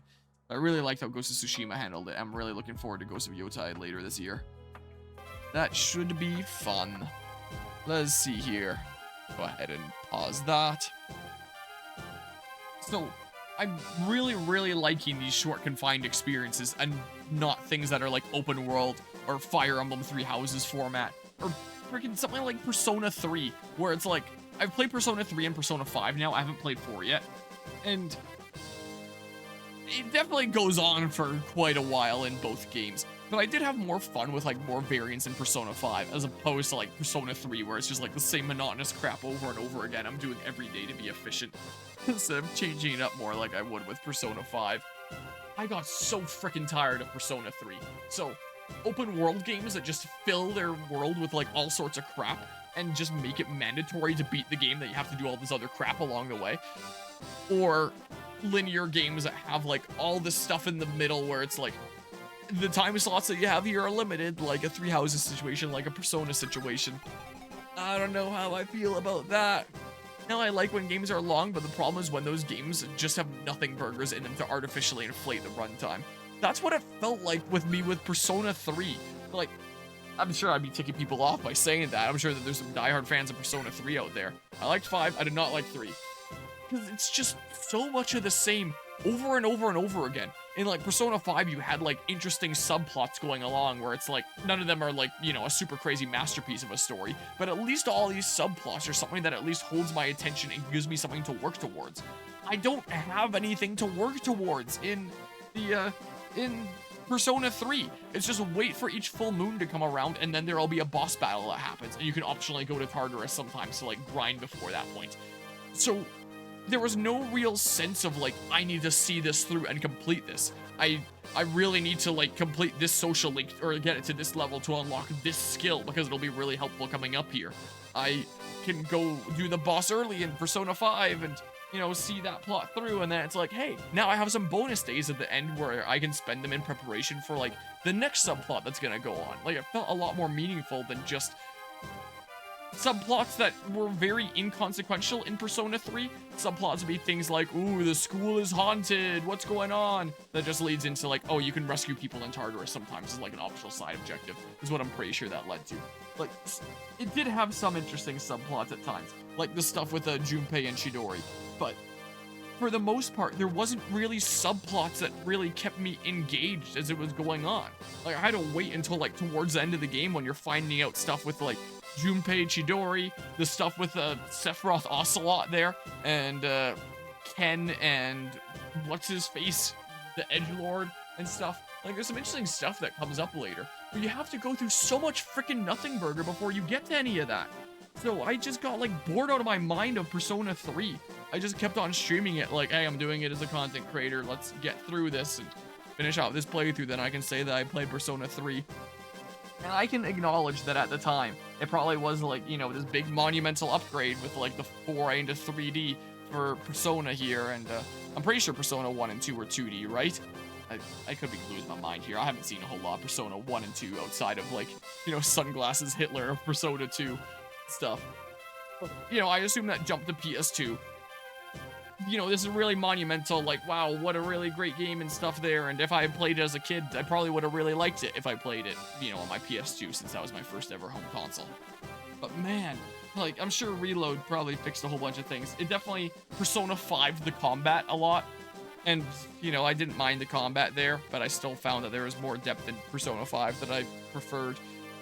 But it's so much of the game is just such a nothing burger. It bored me out of my mind. It's kind of what I'm feeling with one of my ongoing playthroughs right now of Assassin's Creed Valhalla, where it's just boring me out of my mind. It's, man. So, yeah. Trials of Mana is another really short JRPG. It's actually shorter than Chrono Trigger. I've never played it before. My cousin's really into it, though. Not only does the content feel meaningful, the game's content changes based on which 3 of the 6 heroes you pick at the beginning of the game. Okay, so replay value and stuff. To be honest, I didn't pay a lot of attention to the Persona 3. I just thought Aigis was hot. You know she'd be a robot.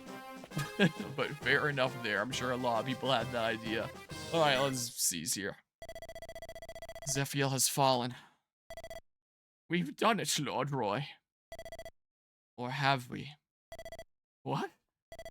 What do you mean? The Dark Priestess is nowhere to be found. She must have escaped. So it seems. What? What was that? Zephiel's sword. It's glowing.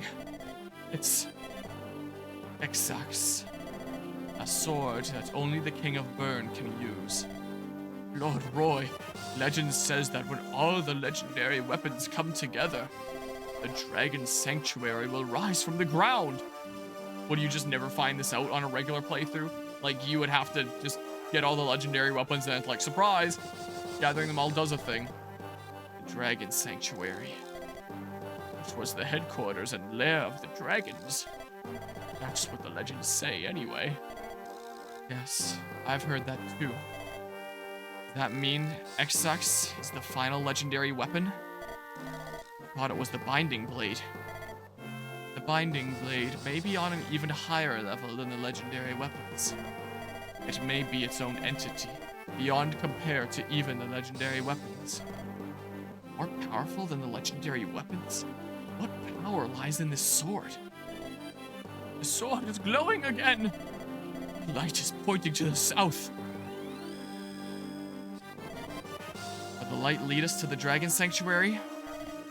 That is how the stories go. If the Dark Priestess is the demon dragon, as we suspect, then she is most likely at the Sanctuary. Very well. We follow the light.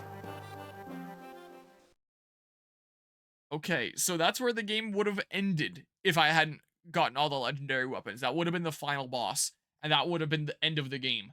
But by getting all the legendary weapons, we still have a decent bit more to go.